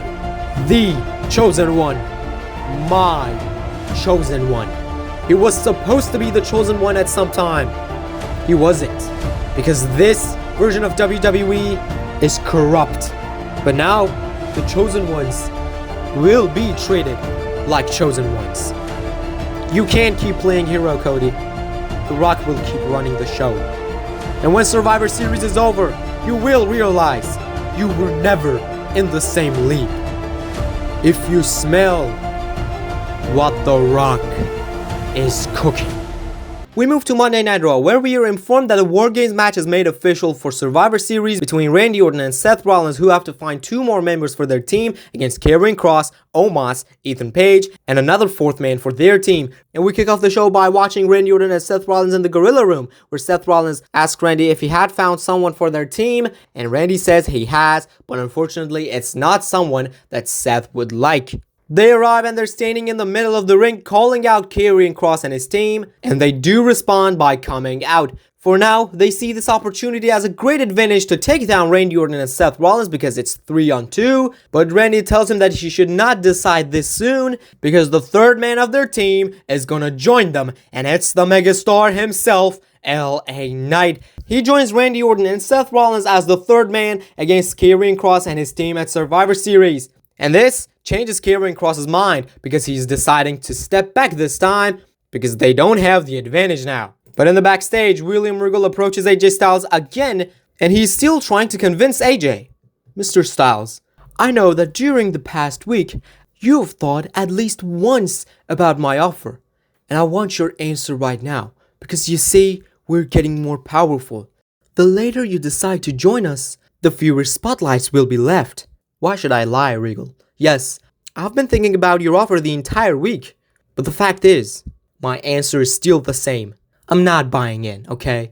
No matter how much you try, no matter how old I am, I'm gonna still stand on my own. Okay, AJ Styles, okay. As you told me your answer right into my face, I'm gonna tell you the consequences of this decision right into your face. Because Mr. Styles, as you were a living legend and I still got a lot of respect for you, I'm gonna tell you what's gonna happen. You will face an opponent of my choosing. And whatever happens then, it's not my fault, AJ Styles. Put anyone you want against me. I will smash them, I will beat them, and there's nothing you can do about it. AJ Styles leaves, but then we realize that William Regal is making a phone call. Ava? What has happened, Mr. Regal? I'm on my way to the arena. It's not an urgency. I need you to send me a couple of guys from NXT.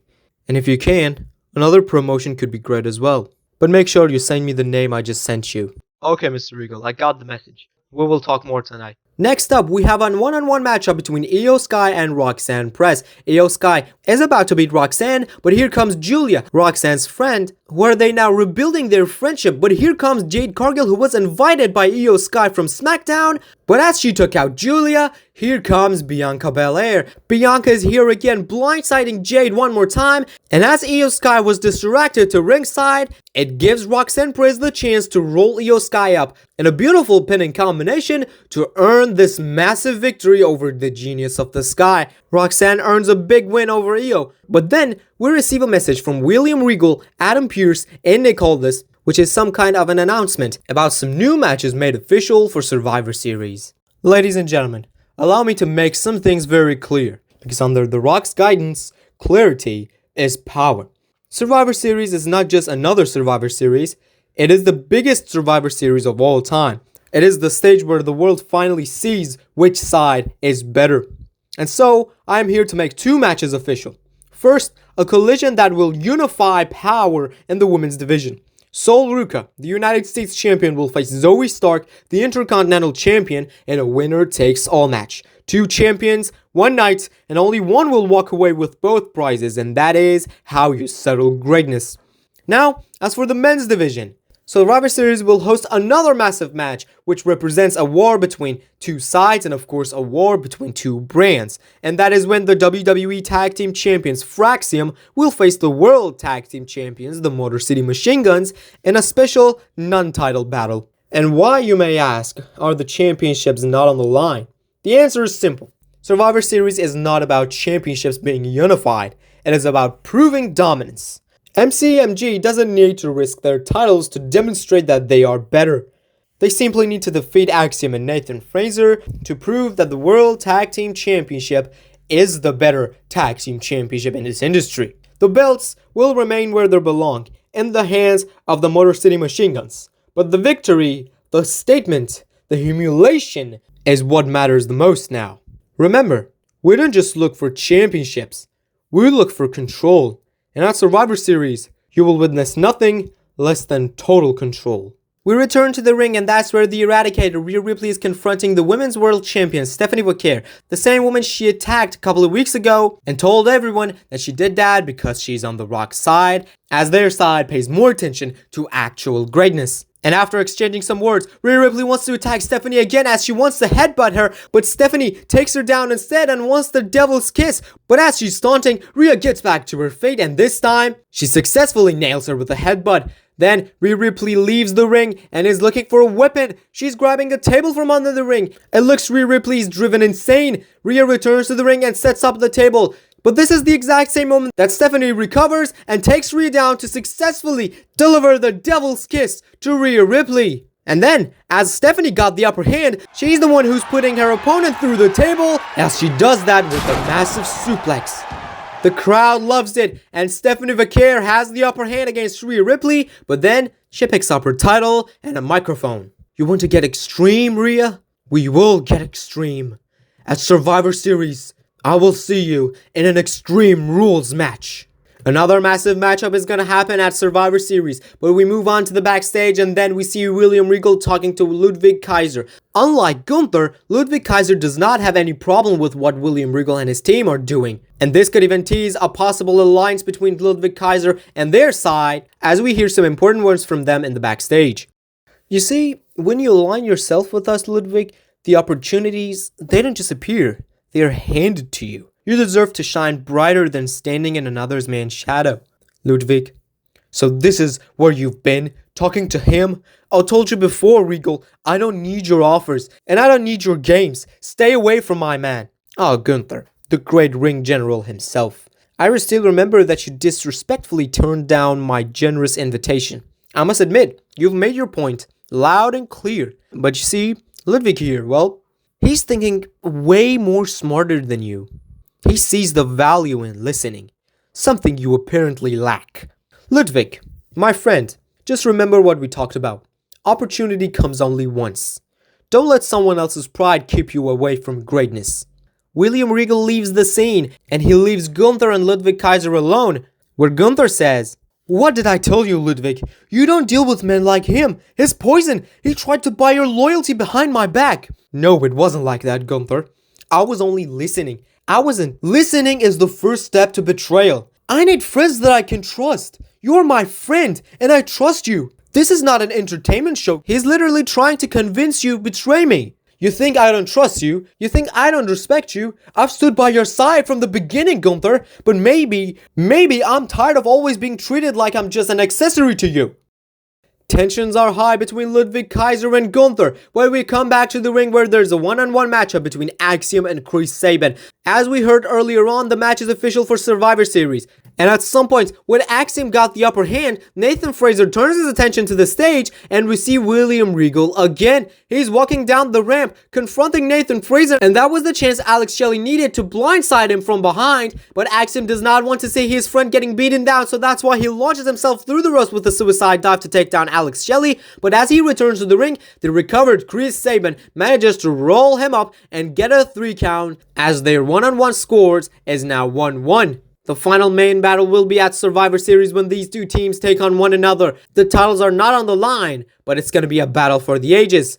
We go to the backstage again, and it seems Austin Theory and Jey Uso are looking for an Intercontinental Championship match. But Adam Pearce responds by saying that Aleister Black is already the #1 contender for the Intercontinental Championship, and the match is made official for Survivor Series between him and Finn Balor for the Intercontinental Championship. But that's when an unexpected guest arrives from SmackDown.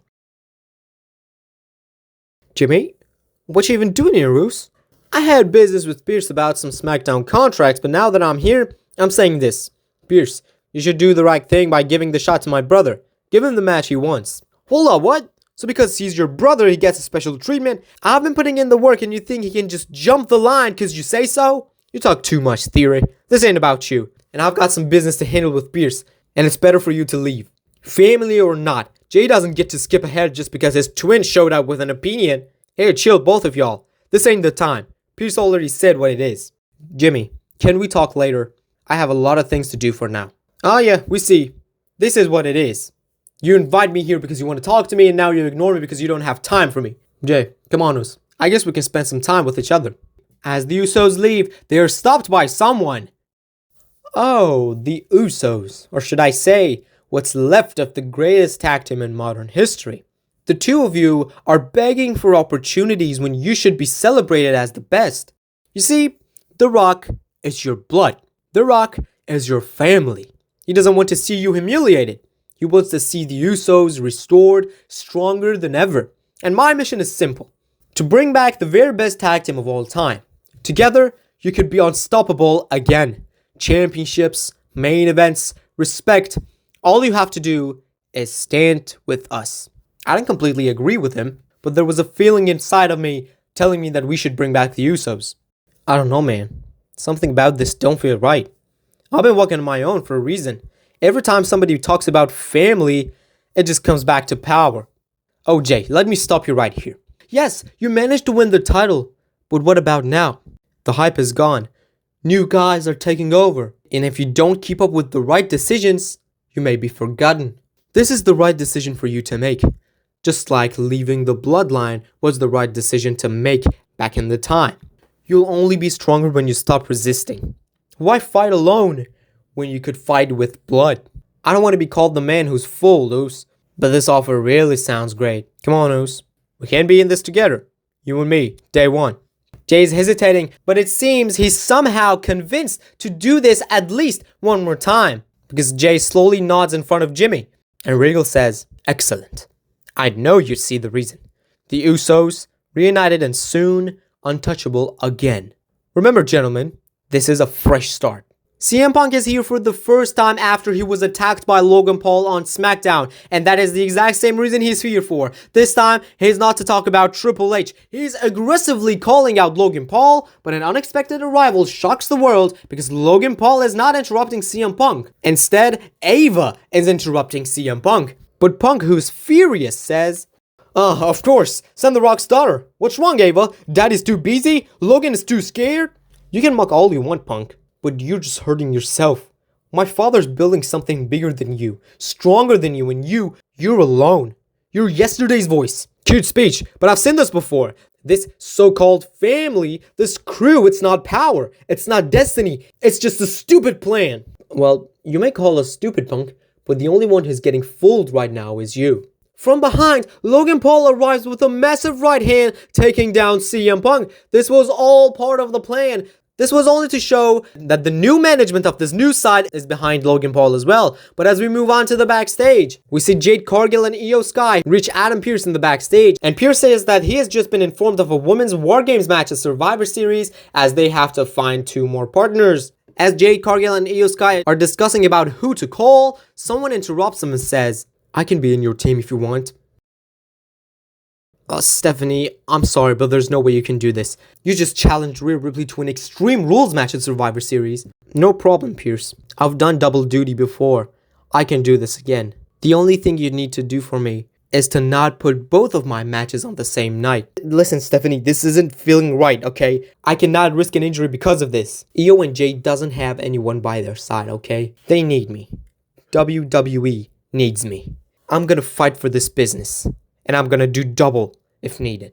Io Sky and Jade Cargill show their appreciation, but they still need one more member because Adam Pearce says that the opposite team includes Roxanne Perez, Julia, and Bianca Belair, who they have to find one more member as well. But we move on, and now it's time for the ring general Gunther to arrive. He had an argument in the backstage with Ludwig Kaiser, but now he's gonna handle the World Heavyweight Championship business as he's the #1 contender to the biggest prize of Monday Night Raw and will face Braun Breaker for the title at Survivor Series. And Gunther is calling out Braun Breaker. He wants that man to be out here, but William Regal appears again.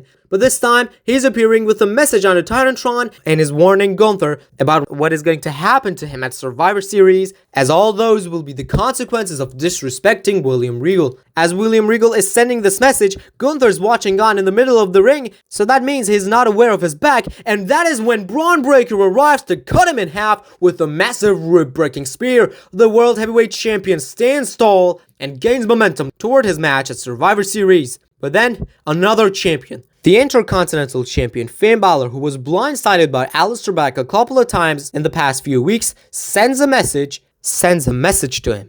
"Aleister Black, you've been sneaking in the dark, blindsiding me, playing with the shadows like they belong to you. But you forgot one thing. I was born in the darkness. You want to drag me into your world? At Survivor Series, I'll drag you into mine. We have a match there, and it won't just be a fight. It'll be a no-escape match. Steel cage. We'll be locked in there. No running. No shadows to hide. Just you and me. But wait a second. Maybe, just maybe, you won't be facing me. Maybe you'll be facing something darker. Something that has been waiting to be unleashed. Maybe you'll be facing the demon." We come back to the ring and Karrion Kross's team for Survivor Series War Games. Ethan Page and Omos are standing by Karrion Kross, and Kross says, "Earlier tonight when we came out, we didn't come out to fight at all. We were here to announce our 4th member, which Randy Orton, Seth Rollins, and their stupid 3rd member, LA Knight, didn't let us. But if you take a look at us, you will realize that we have something in common. We all are talented. We all can be dominant. But we were forgotten. We were forgotten by the corrupt version of WWE. But we're now unleashed. We're free. And our fourth member is not any different. His opportunities were stolen. He was lied to. And he was forgotten. Ladies and gentlemen, please welcome Ricky Saints. If I want to explain how powerful our side is, I will just tell you to look at this frame. These two, Ethan Page and Ricky Saints, were bloodthirsty rivals in NXT. But because how good we are, how disgusting this version of WWE is, we're gonna be a unit. It was a really smart decision to make, Cross. But if you think that you're really smart, don't you remember that the person who forgot Ricky Saints was the exact same person of your side? Because I don't think Ricky is standing there to team up with you. An attack from the inside. Ricky Saints is the fourth member, but not of Karrion Kross's team. He's the fourth member of Randy Orton's team, and he uses the steel chair to take down Ethan Page and Karrion Kross. But Omos tries to chokeslam him, but Ricky counters, and here comes Seth Rollins out of nowhere with the super stomp to the big man. Ethan Page tries to fight back against Rollins, but he gets the spear by Saints. And now Rollins is calling for him. He's looking for a stomp. But out of nowhere comes LA Knight with the blunt force trauma. Well, they got the upper hand against their opponents, but it seems that we may have some cracks within this team because LA Knight and Seth Rollins are not on the same page. At least, it seems it is like this. And this is the exact same reason that Karrion Kross is looking on and likes what he sees, because he wants to use this disagreement as an advantage for his team. But he should realize that from behind, Randy Orton is coming after him with an RKO right on the floor. Randy's team got the upper hand and they're now ready for War Games. But now we move on to SmackDown, where we have a fatal 4-way #1 contenders match for the WWE Women's Championship. And when Tiffany Stratton delivers the moonsault to Chelsea Green, the Secret Service arrives and drags her out of the ring. Lara Valkyria and Nia Jax fought each other out of the ring, and the Secret Service are trying to put Tiffany Stratton through the table. But Tiffany counters and delivers the DDT to Alba Fire. But Piper Niven somehow manages to get the upper hand as she's putting Tiffany Stratton through the announce table with a massive Michinoku driver. Lyra sends Nia back in the ring, but she's met with a big boot instead by Nia. Nia goes for the Annihilator, but Lyra Valkyria recovers and takes her down from the ropes. Lyra goes on the top, perhaps for a diving famouser, and she successfully hits Nia with one. But Chelsea Green arrives. Chelsea Green arrives to roll Lyra Valkyria up. But not for a 3 count, a near fall, and Lyra Valkyria lifts Chelsea Green up for the Nightwing instead, and that is it. Lyra Valkyria is the #1 contender to the WWE Women's Championship and will face Naomi at Survivor Series. Now it's time for Ilya Dragunov's debut on SmackDown as he faces Jimmy Uso in a one-on-one matchup. And this is a massive matchup between two technicians. And at some point where Ilya Dragunov has Jimmy Uso in position, he manages to take him down. But as he's looking to hit his finisher, Jey Uso's music hits. He arrives on SmackDown, and it seems after William Regal talked to them, they decided to change the plan. It seems they're going to bring back the Usos again, and Jimmy Uso manages to earn a massive victory over Ilya Dragunov and ruin his debut. In the backstage, Bianca Belair and Roxanne Perez are talking about the War Games match at Survivor Series, and Roxanne says, "Bianca, haven't you decided that on whose side you want to be? I don't really care. I just want Jade Cargill locked in that cage so I could beat her ass." "Then if you don't really care, please let me and Julia decide." "Oh, because we have already chosen our side. We're gonna be on the Rock side." "I don't care, whatever." Roxanne's team will be on the Rock side, but now it's time for the Tribal Chief Roman Reigns to arrive, because Reigns was attacked twice by the Hooded Man, first at Crown Jewel and the second time was last week. But then William Regal sends another message which appears on the Titantron, and it is a very important message. "Roman Reigns, let me warn you, you're calling out a very dangerous man. This man is gonna break you in half. I think it is finally the time to reveal who this man is. First, let me tell you the name of the ones who've been victimized by this dangerous man. Cody Rhodes on Raw, Gunther on the same episode, Jimmy Uso in the backstage, Roman Reigns, twice. Once at Crown Jewel and once last week. The biggest of them all, Triple H, where this man took him out of action last week brutally. Those are some very big names, Roman Reigns. And I warn you to don't get yourself in trouble. As Roman Reigns is watching on, the Hooded Man arrives from behind and he takes down Roman Reigns with the massive powerbomb. And William Regal still continues. And there's one more thing, Roman Reigns. Yeah, I've heard some rumors that this Hooded Man attacked Obafemi on NXT. Well, no, I respectfully refute that. Do you know why? Because this man himself is Obafemi. Didn't expect that, did you? The only thing we needed to do to fool all you people was to lay Oba down without being attacked and have another man wearing the same attire to walk away. That is the most basic thing I could have done to fool you people. And it seems I have fooled you too, Roman Reigns. You wanted the Hooded Man. You got the Hooded Man. At Survivor Series, you will face Obafemi.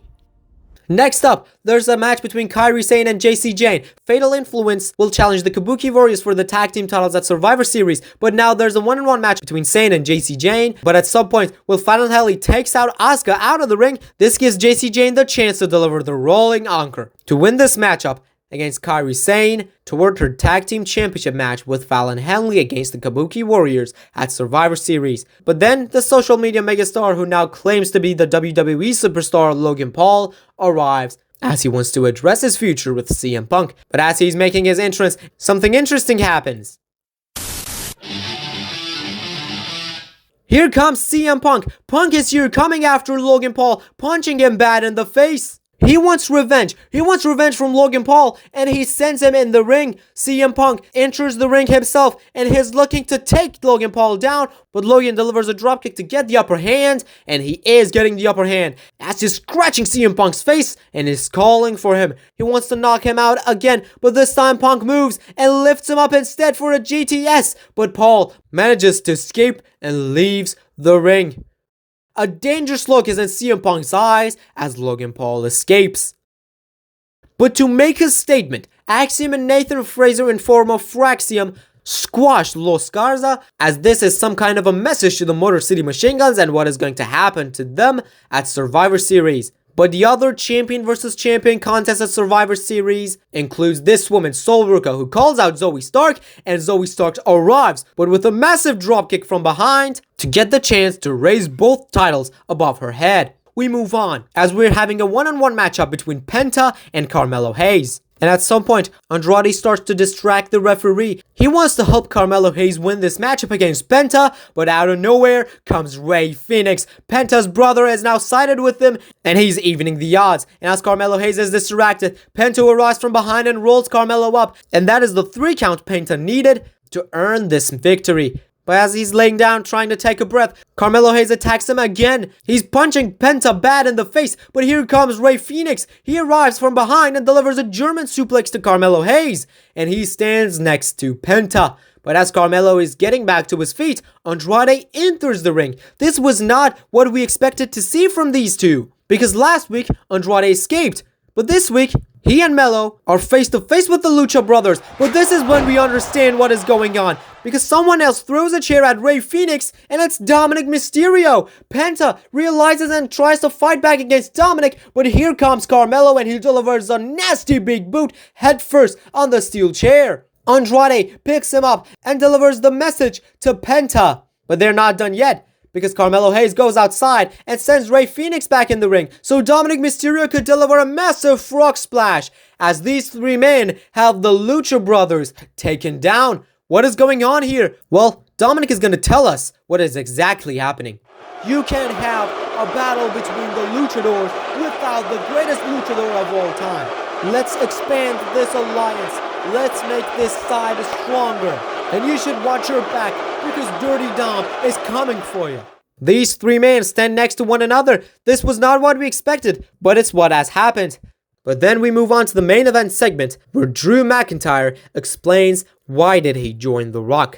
He says that he's supposed to be the chosen one, but was not the chosen one. However, now he is the chosen one and will be treated like one. And he says this time he will finally achieve glory. This time he will finally achieve the Undisputed Championship by beating Cody Rhodes and shutting him up. But suddenly,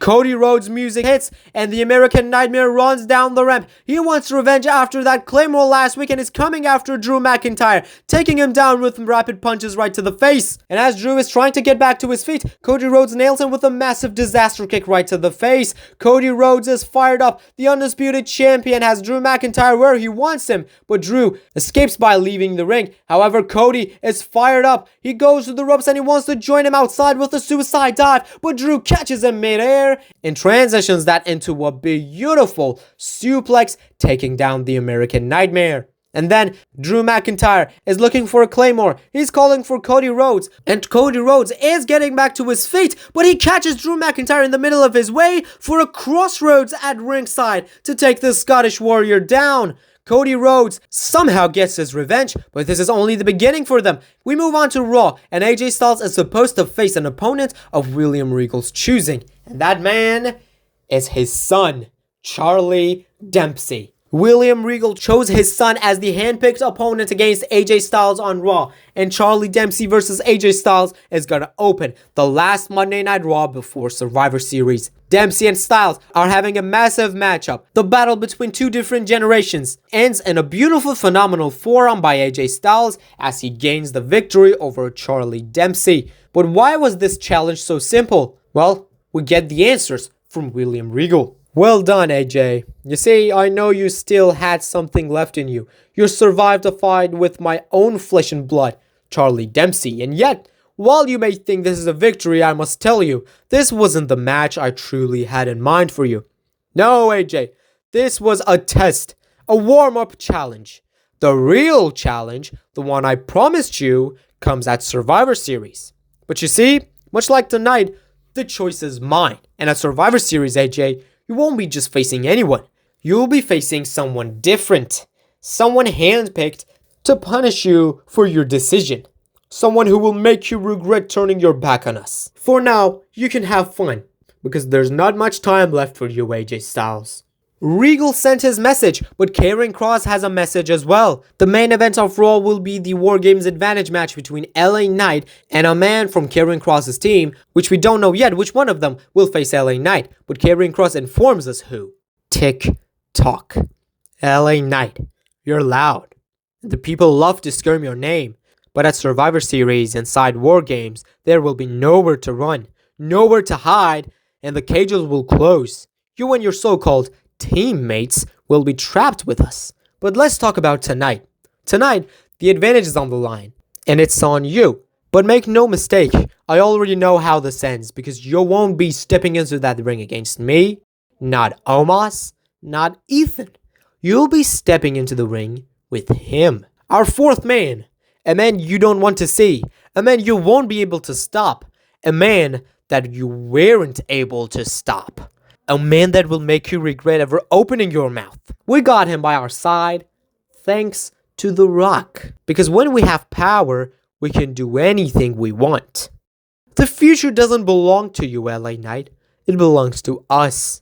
And tonight, when you find out who he is, you'll understand why. Also, there's a brawl taking place in the parking lot between the United States Champion and the Intercontinental Champion Zoe Stark and Sol Ruca, where Sol Ruca gets revenge by diving with a massive crossbody off a car to Zoe Stark. Their match will be a winner takes all at Survivor Series, but for now, we're going to take a look at what is going to happen with the Women's War Games matchup, because Jade Cargill, Stephanie Vaquer, and Io Sky are 3 members of their team, and they still need 1 more member. But as they're addressing what they will do, Rhea Ripley, who will face Stephanie Vaquer for the Women's World Championship at Survivor Series, drags her out of the ring and is punching her in the face. Rhea Ripley takes Stephanie Vaquer out of the scene and they fight through the crowd. So that means Jade Cargill and Io Sky are alone in the middle of the ring, so Julia, Roxanne Perez, and Bianca Belair are attacking them. It's 3-on-2. And that is the exact same reason they managed to get the upper hand. But then we move on as the Motor City Machine Guns are somehow telling Fraxium that whatever you can do, we can do better. Because they decimate Cruz del Toro and Joaquin Wilde of the LWO. And after the match, they're beating them badly. They decimated Joaquin Wilde and Cruz del Toro as they send a message to Fraxium that this will be what they are gonna do to them at Survivor Series. But we move on to the backstage and Adam Pearce is talking to Jade Cargill because they still need one more member and we are only a few days away from Survivor Series. And Jade Cargill says she has literally no one to call. But as Cargill decides to leave Pearce, she meets someone who's coming down the elevator. And that woman says, "I can be the fourth member if you want." But before we could realize who that woman is, we see Braun Breaker and Gunther throwing shots at one another. Breaker and Gunther are beating the living hell out of each other in the backstage. But eventually, Gunther is the one who's getting the upper hand as he counters Breaker's attacks and punches him badly in the face. But we return to the ring and CM Punk is here again. He wants Logan Paul to show up like a man because after several occasions, neither of their confrontations were face to face. Logan Paul's music hits, but there's no one coming out of the backstage, so CM Punk decides to go after Logan Paul himself. He picks up a steel chair and he's going to the backstage. He wants to find Logan Paul himself. And when he enters the gorilla room, he sees Logan Paul trying to run away. He chases him to the backstage, but then Logan Paul, who was hiding behind the equipment boxes, comes out of nowhere and delivers a massive right hand punch again to CM Punk. As Punk tries to get back to his feet, he's met with another one, this time with the brass knuckles. Logan Paul knocked out CM Punk once again. And Logan Paul says, "Hey Punk, this was just a preview, because Survivor Series will be no different. See you there." Logan Paul informs that the match is official between him and CM Punk at Survivor Series, but another segment in the backstage is when Austin Theory approaches Jey Uso. Theory says, "Yo Jey, you need to send a message to your brother. He was running his mouth, trying to speak for you. He should know that he doesn't call the shots. If Jimmy's got a problem with me, he should step up himself." "No, it don't work like that. If you got a problem with my brother, then you got a problem with me. That's blood. That's family." "Family, huh? That's cute. But you and I both know that Jimmy's been acting different. He's not the same guy anymore. Maybe it's because he doesn't want to stand in your shadow, Jey. Maybe he wants to use you to get back to the top again. And maybe he's jealous of you, and that's why he wants to bring you back to the tag team guy. You don't ever talk about me and my brother like that. You think you know us? You don't know anything, Oos. You keep his name out of your mouth, or I'll make sure you regret even saying it." "Oh, now I'm on your nerve, huh? Truth hurts, Jey. Maybe you're not mad at me. Maybe you're mad because deep down you know I'm right." Tensions are high in the backstage, but it's time for the main event as LA Knight arrives, but who will be the fourth man?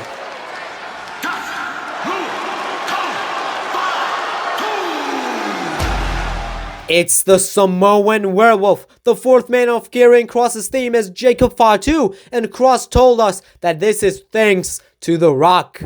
And the main event is the massive matchup between LA Knight and Jacob Fatu, who also faced each other at WrestleMania 41 for the United States Championship. And just like Las Vegas, Jacob Fatu beats LA Knight here as well. They now have the advantage for the War Games match at Survivor Series. But we move on to SmackDown, where William Regal stands in the middle of the ring alongside three men who now seem to be allies. Regal says, "Ladies and gentlemen, what you see before your eyes are not just three young men.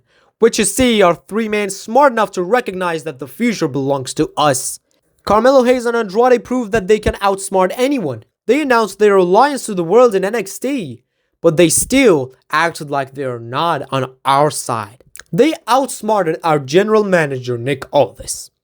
And Dominic Mysterio, well, he's shown the world that he is, without question, the greatest luchador today. So let us make this official.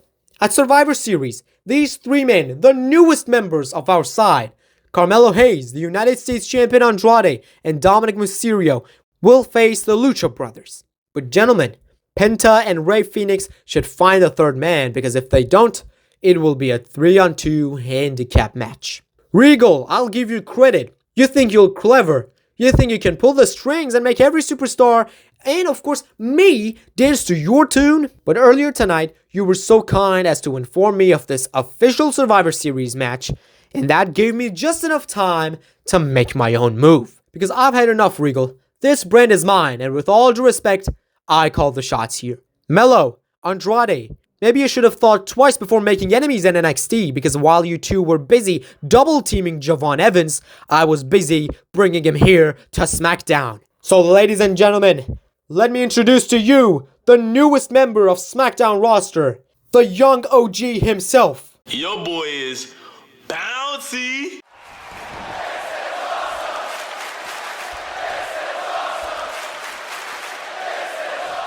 So at Survivor Series, it's not 3-on-2, it's 3-on-3.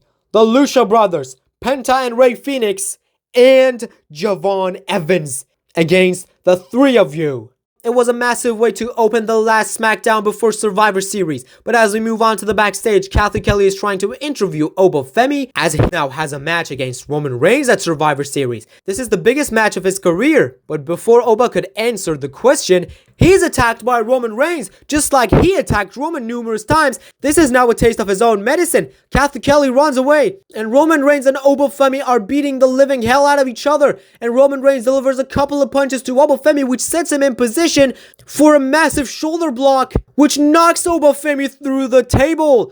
This was massive, and Roman Reigns makes the statement. He proves that he can easily get the upper hand if someone is gonna face him face to face. But then we have the arrival of Ilya Dragunov. The Mad Dragon calls out Jimmy Uso and Jey Uso as he challenges them to a match, and he wants to fight them both to get his revenge. But then Jimmy Uso, with Jey next to him, arrives, and Jimmy tries to mock Ilya Dragunov. However, Jey seems a bit confused about this situation, but Jimmy says that Ilya Dragunov will receive the beatdown of his life. And they want to start a fight, as they are now on the apron standing across from Ilya Dragunov, who's in the ring. But Ilya says, I want to fight both of you, yeah. But I will do that officially tomorrow night at Survivor Series. You think you can beat me 2-on-1? Well, newsflash guys, I'm not alone. Austin Theory, who has been having some arguments with the Usos in the past couple of weeks, is here on SmackDown from Raw. And as Ilya Dragunov talked about a match at Survivor Series, we can be sure that this tag team match is made official for tomorrow night. Ilya Dragunov and Austin Theory will take on the Usos, but the Usos want to fight right now as they enter the ring. The brawl is on their way, and these four men are trying to take one another down. At some point, Austin Theory manages to take down Jey Uso with a suplex, and Ilya Dragunov sends Jimmy Uso out of the ring. Theory does the same thing with Jey, and Theory picks up a microphone and says, I think here is enough bad blood. You both entered the ring at the same time, and this is what happened. Well, I loved what happened tonight, so I guess it's better to enter the ring at the same time tomorrow night, because I don't want any tags. Let's make this a tornado tag team match. See you tomorrow night. Yeet. It is official, Dragunov and Theory versus the Usos, a tornado tag team match at Survivor Series. But now it's time for the WWE Tag Team Champions Fraxium and the World Tag Team Champions, the Motor City Machine Guns, to confront one another one last time before Survivor Series. But this is not a confrontation. This is pure brutality, as the brawl is on their way, and the Motor City Machine Guns take down Nathan Frazer with a nasty punch, where Axiom is trying to check on him before he's hit with a massive chair shot from behind. Alex Shelley and Chris Sabin are beating the living hell out of the WWE Tag Team Champions, and they're making a statement before their match at Survivor Series. But we also have the #1 contender to the WWE Women's Championship, Lyra Valkyria, who will face Naomi at Survivor Series here on SmackDown. She says that she wants to save that title from Naomi, but speaking of Naomi, as Lyra thought she's gonna leave the ring, Naomi arrives and takes her down with her own championship belt. Naomi stands tall, but we have an unexpected arrival on SmackDown. And that is Liv Morgan. She returned after 2 months of absence, and she has a microphone in hand. And Liv Morgan says, during the past week, many people have been asking this question. Who was the woman who entered the War Games team? Well, that was me. I suggested that I could be the 4th member of Jade Cargill's War Games team, and I'm officially in. But ladies and gentlemen, tonight, I'm facing Roxanne Perez in the Advantage match for a preview of what Liv Morgan is capable of inside War Games.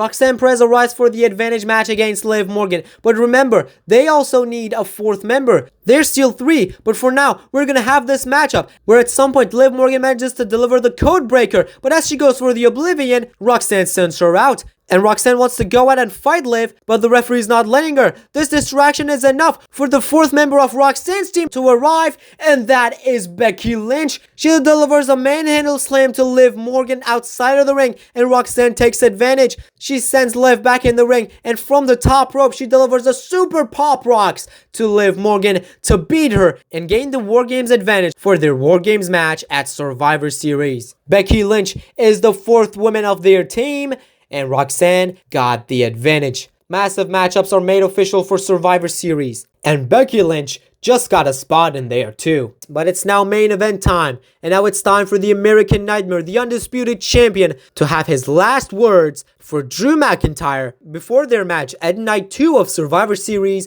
for the undisputed championship. So, here we are again. SmackDown, the undisputed championship, which is in my hands.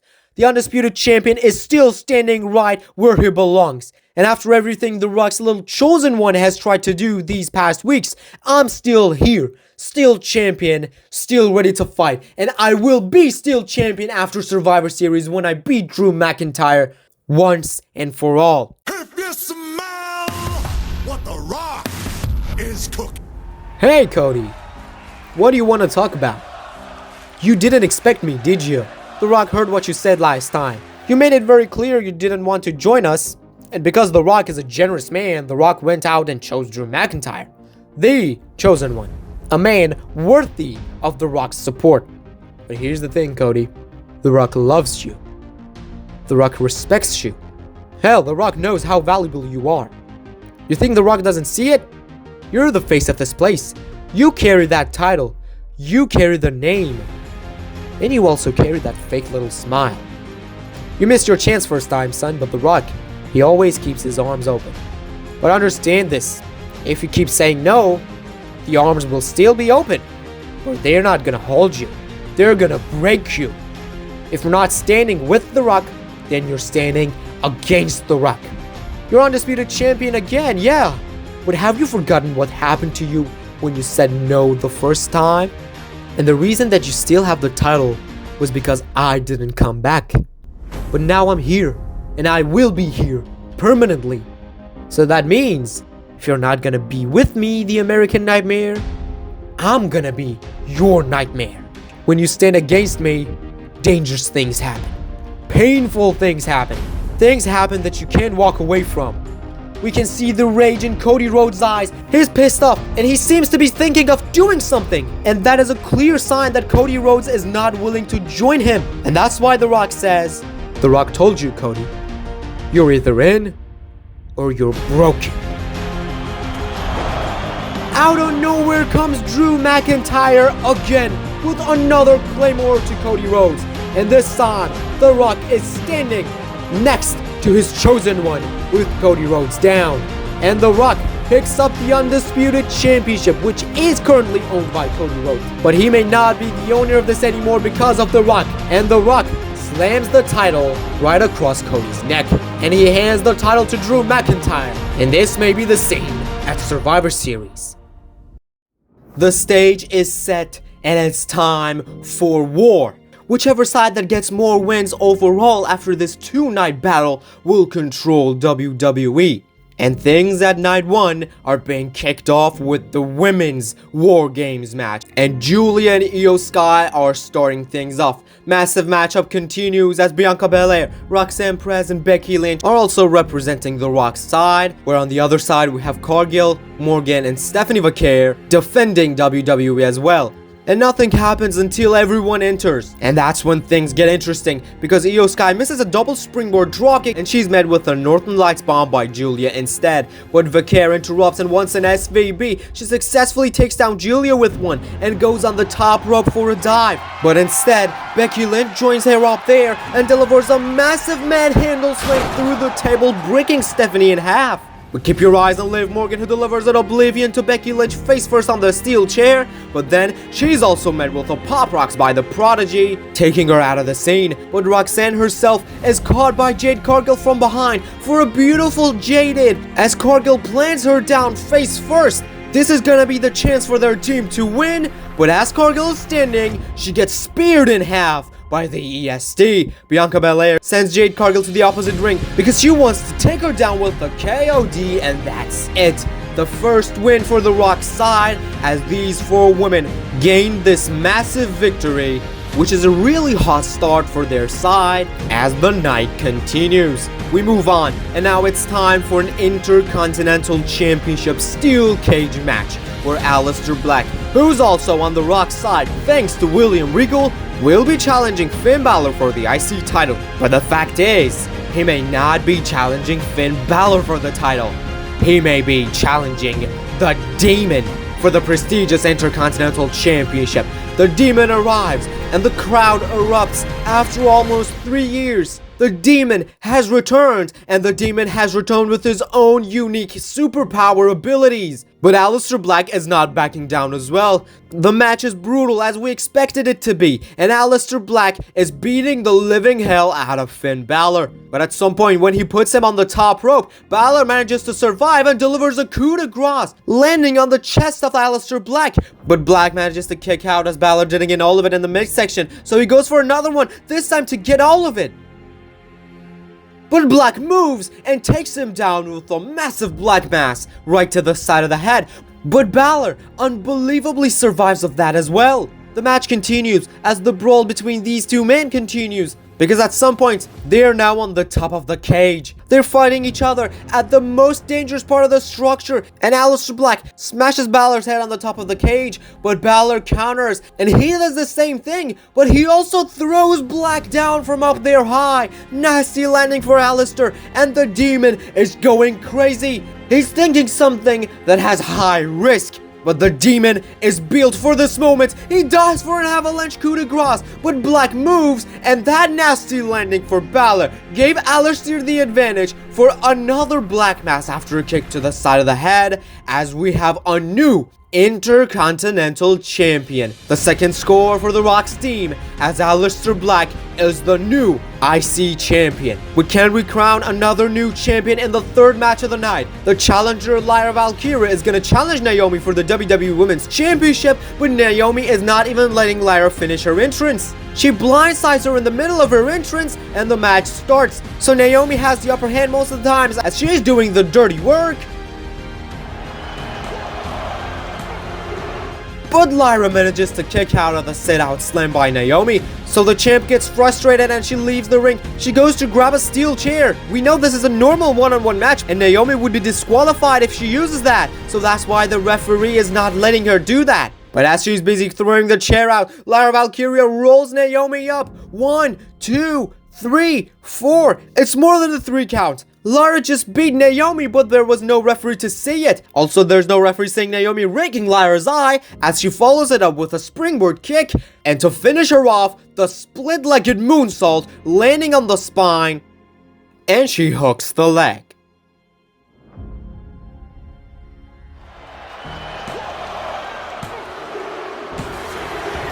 Another score for Team The Rock. Things are getting even harder for Team WWE, as Lyra Valkyria was not successful to save the WWE Women's Championship from Naomi, so the score is 0-3. The situation is getting worse match after match, but now it's time for a little bit of Cero Miedo, because Penta's here for a massive 6-man tag team match as he's teaming up not just with his brother Rey Fenix, but also the newest member of SmackDown roster, Javon Evans.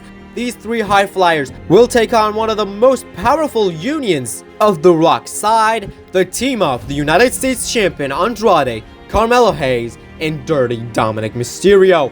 The match is an absolute classic, the type of match that you can't even blink, because if you do, you're gonna miss something in this matchup. All these 6 men are trying their best to take their opponents down, but they can't, because all these 6 men are world-class athletes. But eventually, we reach the point that Rey Fenix and Dominic Mysterio are the legal competitors, so Andrade wants to distract the referee so Melo and Dominic would be able to take down Fenix with an illegal double team. Melo enters the ring, but Javon is here to even the odds. He knocks Andrade off the apron and sends him in the ring. While on the other side, Rey Fenix slams Carmelo and Dominic's head into one another. He sends Melo out and tags Penta in, as Javon Evans is delivering a gorgeous OG cutter to Andrade in the middle of the ring, and Rey Fenix is launching himself through the ropes to take down Carmelo Hayes. Now it's time for Dominic Mysterio to be punished for his actions, as Penta gives crowd another Cero Miedo chance before the sacrifice, and he follows it up with the massive Penta driver to Dirty Dom.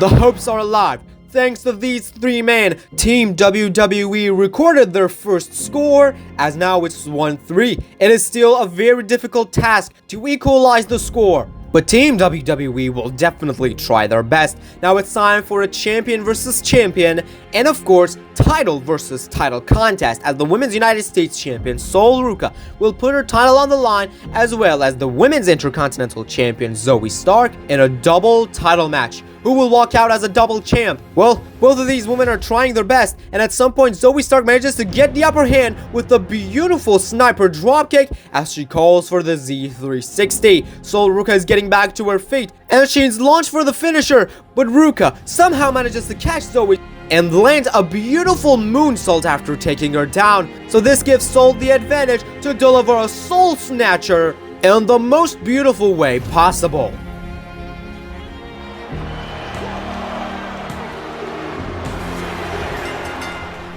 Now Sol Ruca is a double champion, and thanks to her, Team WWE needs just one more win to equalize things. Congratulations Sol Ruca for becoming double champ. But now it's time for the phenomenal one to arrive, because AJ Styles is scheduled to face an opponent of William Regal's choosing. First, he brought his own son Charlie Dempsey on Raw, but he's been recruiting people from all over the world just to show AJ Styles that he's wrong. But before we can find out who his opponent is, William Regal appears on the stage and has some words for AJ Styles. Ladies and gentlemen, you all seem to be very excited to see your phenomenal one AJ Styles here at Survivor Series. But you know what? AJ Styles has made the biggest mistake of his career. And tonight, I promised each and every one of you, as well as AJ himself, that I would find the perfect opponent to put him in this place. An opponent that doesn't just represent the future, but the very spirit of professional wrestling. The man who became undeniable, the man who carried independent wrestling on his back, and has been waiting too long to return to WWE. Ladies and gentlemen, stand on your feet and say welcome back to this man. Woo, woo, woo. You know it. We have very good memories with this man, but we have to say that Matt Cardona is gonna start a new path in WWE. He was the man that William Regal told Ava to bring from another promotion, and this man is king of many indie promotions all around the world. And he's now back in WWE to make a name for himself, but most importantly, to record a score for The Rock's team if he manages to beat AJ Styles, because AJ Styles is not gonna back down in any case. A 5-star matchup between these two men takes place, where eventually AJ Styles hits a Styles Clash. But this is not gonna be the end of this match. Matt Cardona didn't return to WWE to lose this easy. The match continues as Cardona tries his best to wear down AJ Styles, and is trying to do that with a super rough rider, radio silence to AJ Styles. But AJ still kicks out of it. And this absolute banger match is gonna end with a Styles Clash by AJ Styles, followed up by a phenomenal forearm right on his jaw. Welcome back, Matt Cardona. But for AJ Styles, the most important thing is to save WWE from this rebellion that is taking over. So thanks to the phenomenal one, the score is equalized. 3-3. AJ Styles beat Matt Cardona, but we are not done yet, and we have still matches to go. Next up, we have the man who was chosen by this rebellion, Logan Paul, who's gonna be put against this man, CM Punk, who was against this rebellion from the very first place. They tried to shut CM Punk's voice, but they didn't know that CM Punk is the voice himself. He's the voice of the voiceless, and he's not gonna stay silent. But if you like it or not, Logan Paul is one of the best athletes that this side has chosen, and that's why they put him against CM Punk, because he's literally hitting the best moves possible to CM Punk in order to keep him down. But at some point, when he goes for the box shot lariat, CM Punk ducks under and hits him with a twisting neckbreaker and calls for the GTS. Logan Paul is in position, and CM Punk lifts him up and takes him down with a go to sleep. And the best in the world falls for the cover. But Logan Paul, with a smart decision, grabs the bottom rope, which forces a break. Paul goes out to regroup, but CM Punk is frustrated. He's not leaving him alone. He leaves the ring. But that is the environment that Logan Paul chose to get the upper hand, because he counters CM Punk's attack and takes him down with a dropkick outside of the ring. He tosses him into the steel steps, and the fight outside gets near the announce table. But eventually, CM Punk is the one who still has the upper hand as he delivers a suplex off the announce table, but then he turns around and he sees something. He thinks of something and he decides to toss Logan Paul towards the Prime stand, breaking it into pieces, as well as sending a big message to Logan Paul. They return to the ring and CM Punk connects with a second GTS to Logan Paul, which finally gives him the 3 count and gives him the win. A massive comeback by Team WWE, as they are now 1 score ahead. Team WWE 4, Team The Rock 3. But there's still 1 match left for night 1. The main event is still left for night 1. And in that main event, we have the deserved #1 contender to the World Heavyweight Championship, Gunther, challenging for that title. This man won a tournament to become the #1 contender, but because he rejected William Regal's offer numerous times, they called this match not just the World Heavyweight Championship match, but also a punishment for Gunther, as Braun Breaker is one of the biggest chosen ones of their side to put Gunther in his place. The unpredictable badass, the World Heavyweight Champion, is going to put his title on the line against Gunther. But is Gunther able to make Team WWE victorious after first night? Well, both of these men are uber athletes. Both Gunther and Braun Breaker resist as much as you think. Chops, submissions, kicks, whatever you could think of, these two are doing to one another. And at some point, Braun Breaker locks in their style in a recliner, but Gunther manages to break free. However, Braun Breaker still has many of his plans left, many of his moves left for Gunther, but eventually Gunther is the one who's getting the upper hand. Massive clotheslines one after another, followed by a splash, where Braun Breaker can't do a single thing about it, and Gunther wants to end this damn thing with a powerbomb. But it's not a 3 count as Braun Breaker survives. He goes to the top for another splash, but this time Braun Breaker joins him up there and delivers an avalanche breaker steiner from up there. Now he's lining Gunther up for a massive spear, and he hits him with it, and Gunther's almost broken in half.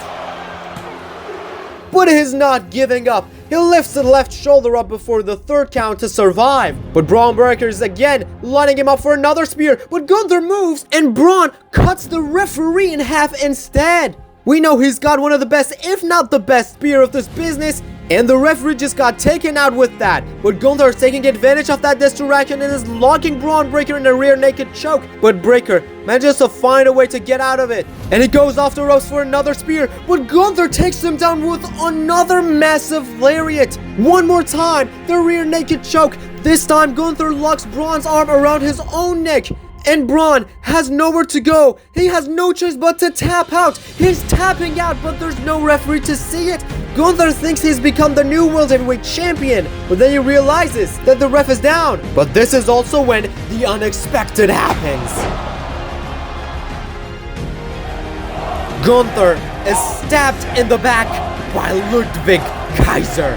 He's been teasing that he's actually starting to like what William Regal and his side are doing, and he's revealing his decision at Survivor Series. He's betraying Gunther by planting him down headfirst on the steel chair, and he leaves the ring and sets everything up for the recovered Braun Breaker to line Gunther up for another massive spear. The referee is also back, and he's counting the 3 count, and that's it. Braun Breaker is still the World Heavyweight Champion, thanks to the newest member of their side, Ludwig Kaiser.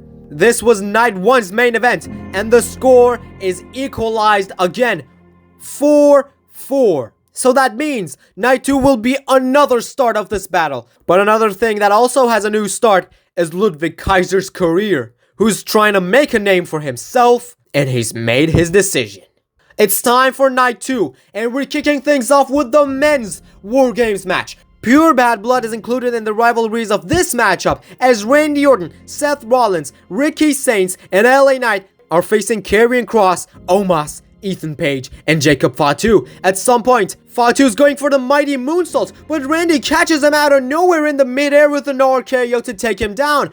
Also, Ethan Page and Ricky Saints are fighting each other on the top of the cage, where Ricky knocks Ethan off the cage through a table. And Karrion Kross is left alone in one of the rings between Randy Orton and LA Knight. Omos tries to step up to save his ally, but out of nowhere comes Seth Rollins with a super stomp from the top. But Kross tries to take down Seth from behind, but LA Knight saves him with the BFT. This was not what we expected from them. They're still not completely on the same page, but LA Knight decided to save Seth Rollins. And it seems they want to talk about this in the middle of the match, but Randy Orton doesn't have time for this, as he delivers an RKO to Karrion Kross to pin him and win the War Games match for their team. Seth Rollins and LA Knight can't figure things out for themselves after this match, but the most important fact is that Saints, Orton, Rollins, and Knight recorded another score for Team WWE. They're 1 score ahead again. But as we move on, it's now time for the WWE Women's Tag Team Championship match.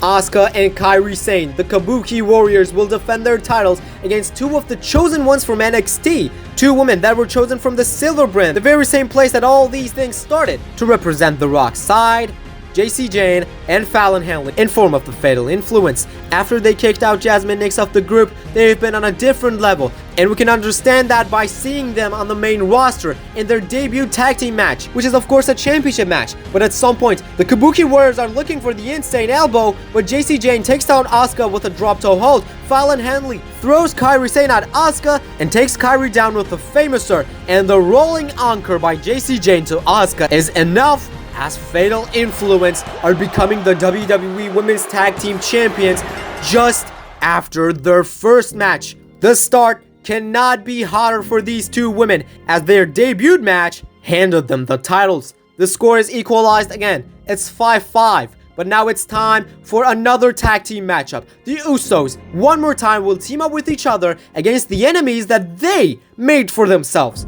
The Usos accepted to work with their family. They accepted to work with The Rock, and during this way, they made some big names as their enemies. Those names are Ilya Dragunov and Austin Theory, where the Usos didn't think these 2 men would be a big problem, but they are a big problem, because Austin Theory was the one who suggested this match to be a tornado tag team match. But no matter how good Austin Theory and Ilya Dragunov are, the Usos are one of the best, if not the best, tag team of all time. And if you're gonna put them in a tornado tag team match, that means you're maximizing their chemistry. However, they're still not successful to get the pin, as Ilya Dragunov is also fighting back against them with the high level of resilience he has. But this banger match continues as splashes are broken up, as H-bombs are broken up. But eventually, at some point, Jimmy Uso has put Austin Theory on the top rope. They're looking for an avalanche 1D, but as Jay's waiting in the middle of the ring, he's met by a torpedo Moscow by Ilya Dragunov. Austin Theory also manages to take down Jimmy Uso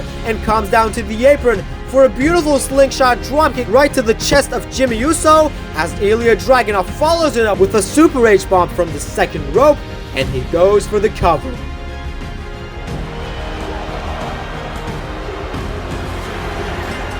And that's it. This is maybe the biggest win of their careers, and this win can hand them some big opportunities in the future. They just beat the Usos, who we all know what a great tag team they are. But personal rivalries and tag team stuff are saved for later. For now, what is important is the score of this battle. Team WWE is one score ahead again, but now it's time for Mommy Rhea Ripley, who revealed to be on The Rock's side because she wants to finally get back on top, will challenge for the Women's World Championship as she's facing Stephanie Vaquer for the Women's World title. Stephanie Vaquer is banged up after the War Games match last night. She's nowhere near 100%, but she still wants to fight this Extreme Rules battle. She believes that wrestling, that WWE is what she was built for, and that's why she wants to defend it with every single cell of body. But her opponent is not just a simple opponent, it's a multi-time Women's World Champion, because the Eradicator is one of the most dangerous women's wrestlers of all time.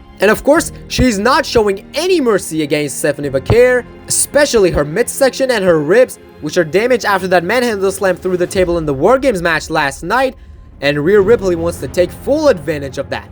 The Extreme Rules match continues, and Stephanie Vaquer wants to fight back against Rhea Ripley as well. With a small amount of gas left in her tank, she wants to fight back against Rhea Ripley. But when she goes for the SBB, her back gives out, and Rhea Ripley takes advantage of this and takes her down with a massive riptide, stacking her up. But Vaquer kicks out. Unbelievably, she survives off the riptide. She doesn't want to lose her title. She also doesn't want to give the Rock side the point. And that's why after Rhea Ripley set up a table, Stephanie Vaquer sets her up for the Devil's Kiss. There's still hope to win this match. There's still chance for Stephanie Vaquer to beat Rhea Ripley. She's putting Rhea on the table and she's climbing the ropes, looking for a splash through it. But as she dives, Rhea moves and a nasty landing inflicts even more damage on Stephanie Vaquer as Rhea Ripley hits a second riptide and stacks her up again. And this was it. Stephanie Vaquer was nowhere near 100%. She competed in 2 extreme battles in less than 24 hours. But if you accept it or not, we have a new Women's World Champion who's also holding this title for the 3rd time, as well as equalizing the score again. But we also have another champion versus champion battle at Survivor Series. But the difference is, this time the titles are not on the line. The WWE Tag Team Champions Fraxium will be facing the tag team that believed to be the best tag team of all time, representing the Rock side, the World Tag Team Champions, the Motor City Machine Guns. And the match is an absolute 5-star for the ages. This is that type of match that you will remember for the rest of your life. A huge tag team battle between Fraser, Axiom, Sabin, and Shelly. And at some point, Fraser and Sabin are the legal competitors, but the Motor City Machine Guns want to dive on both of them. But as they're taunting, they're wasting too much time because Axiom jumps on the second rope for a beautiful Spanish fly off the second rope to Chris Sabin, and also Nathan Fraser jumps for a superplex, turning it into a final cut as well. And now Fraxium are climbing the ropes. They want to dive on both members of the Motor City Machine Guns, and Axiom does that with a frog splash, where Nathan Fraser does that with a Phoenix splash. And Fraser hooks Sabin's leg for a massive tag team win over the Motor City Machine Guns. Team WWE 7, Team The Rock 6. A massive tag team win for Nathan Fraser and Axiom to show the world that they are the actual better tag team champions in WWE. But now, it's time for the OTC to arrive. Roman Reigns, the Tribal Chief, is here to face the hooded man that cost him his match against Sami Zayn at Crown Jewel, which was revealed to be this unbeatable monster, Obafemi. The number of people that were able to beat Obafemi are numbered, and a debut cannot be harder for Obafemi, as this Nigerian monster is gonna face the OTC Roman Reigns in his first match in the main roster of WWE.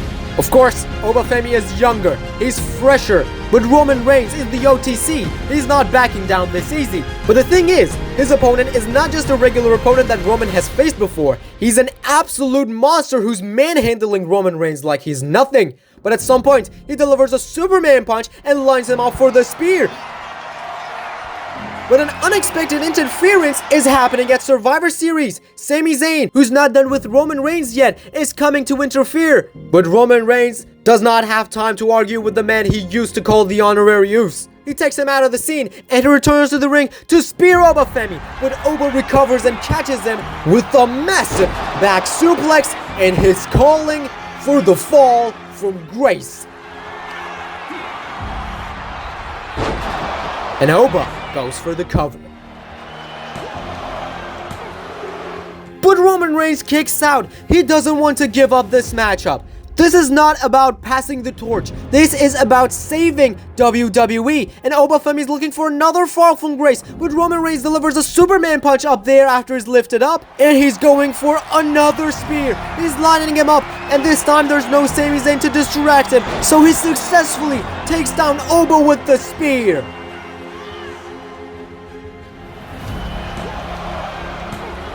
Someone is putting Oba's foot on the bottom rope, which forces a break and is not giving Roman Reigns the win. Just like Oba introduced himself to the world, this hooded man is doing the same thing. But before Roman could go out and see who the hell that man is, Oba Femi throws him back in the ring with her overhead belly-to-belly suplex and follows it up with another fall from grace.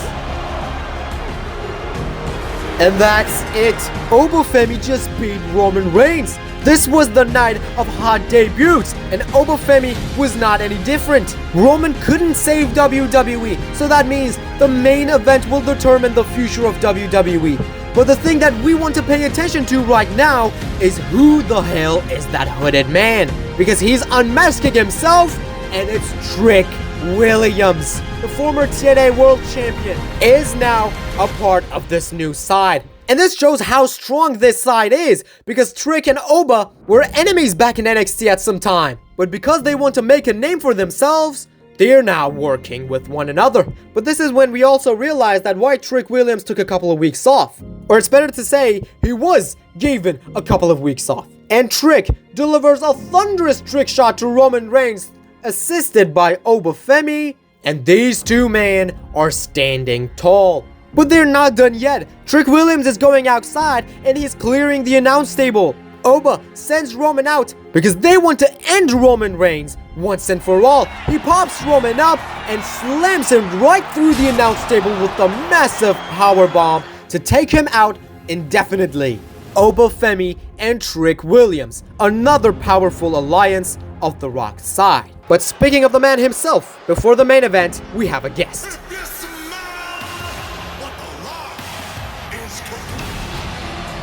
The man that claims to be the owner of WWE from now on is here before our big-time main event. The final boss has arrived.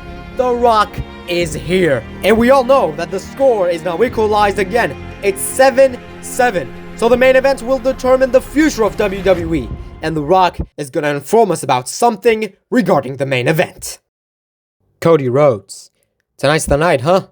The big one, the big main event of Survivor Series, the match that decides the future of WWE, you against The Rock's chosen one, Drew McIntyre. But before you get too comfortable, before you get all your hopes up about being some big hero saving the day, The Rock wants to remind you of something very important. The Rock makes the rules now.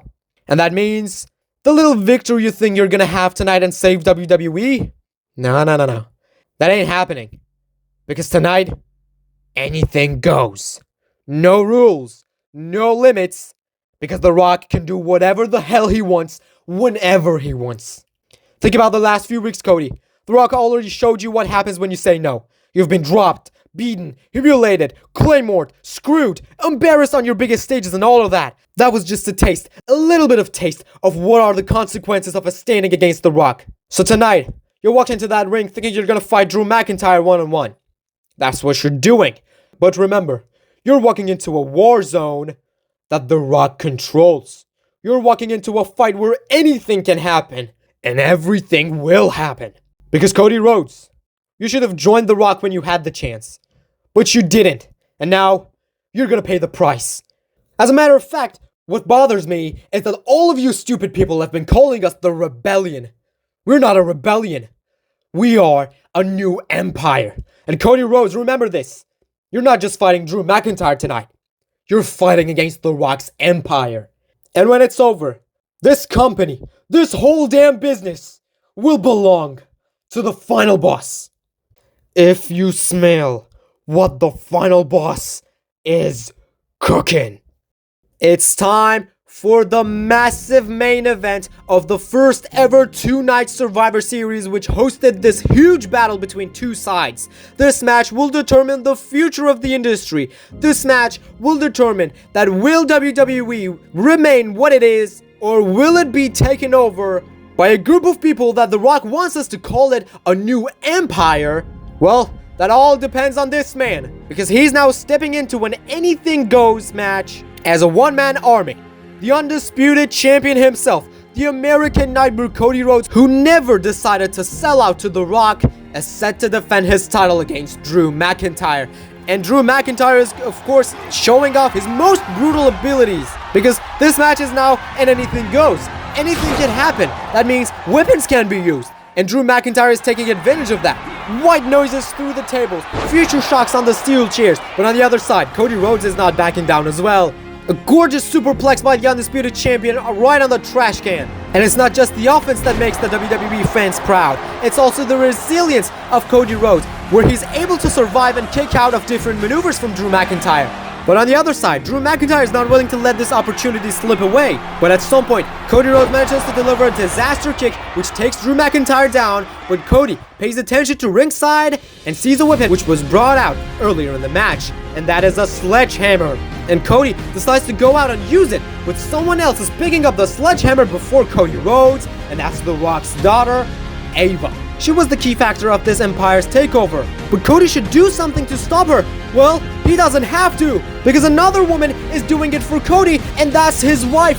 Brandy Rhodes is here, surprising everyone with her appearance, taking Ava out of the scene. So Cody Rhodes finally picks up the sledgehammer and enters the ring, but Drew McIntyre, who has recovered, delivers another white noise to the American Nightmare. Then we see William Regal, who has brass knuckles in hands, coming up to the apron, trying to hand it to Drew McIntyre. But Cody Rhodes arrives from behind and delivers a crossroads to Drew McIntyre, and now William Regal is helpless. Is Cody Rhodes thinking of doing something against William Regal?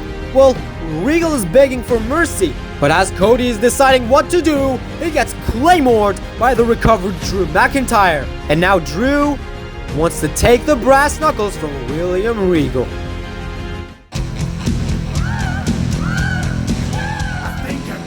Another shocking appearance. The man who was kicked out of NXT by Ava because of William Regal is back for revenge. Shawn Michaels, with a steel chair in hand, arrives from behind and takes down Drew McIntyre as well as William Regal. He throws the chair down and he wants to give us what we want, a sweet chin music right under the jaw of William Regal. And the recovered Cody Rhodes saw this all, and he decides to do something crazy, something that we all want to see as well, something Shawn Michaels just did. Cody wants the fans to cheer as he's lining Drew McIntyre up because he wants to hit him with the sweet chin music of his own. It is finally the time, but The Rock himself enters the ring and pulls Drew McIntyre out of the way, so Cody Rhodes accidentally superkicks Shawn Michaels. Cody can't believe what he just did, but Drew McIntyre throws him back in the ring, back first, spine first on the steel chair, as he takes him down with a Glasgow kiss and is looking for another Claymore to finish things off. But Cody Rhodes and Drew McIntyre accidentally claymores The Rock. What the hell is going on? The Rock just got taken out by Drew McIntyre's claymore, and Cody Rhodes takes advantage of that as he delivers a Cody Cutter face first on the same steel chair. Now Drew is down, and Cody Rhodes finally has the chance to end this damn thing And he wants to do that by paying homage to Triple H, who was taken out by The Rock's team. He's doing that by using the sledgehammer. But Drew McIntyre manages to wear the brass knuckles, and Cody doesn't know that. And as he runs, he's met with the massive knockout punch by Drew McIntyre. And the very same sledgehammer is used against himself as Drew throws it right to his face and follows it up with the massive Claymore to end WWE once and for all. Drew McIntyre is the new undisputed champion, and he changes the future of the industry. The Rock side got 8 wins, while Team WWE got 7. That means the future of this industry will now be in The Rock's hands. And one of the new faces, well, it's better to say the very main face that is the chosen one by The Rock himself, is your new undisputed champion, Drew McIntyre. The Civil War ended this way, but how can the story go on from here? That's the question that many of us are asking ourselves right now. The question that Team WWE could be asking themselves right now. But what we see right now is Drew McIntyre's celebration. And that is a whole different story.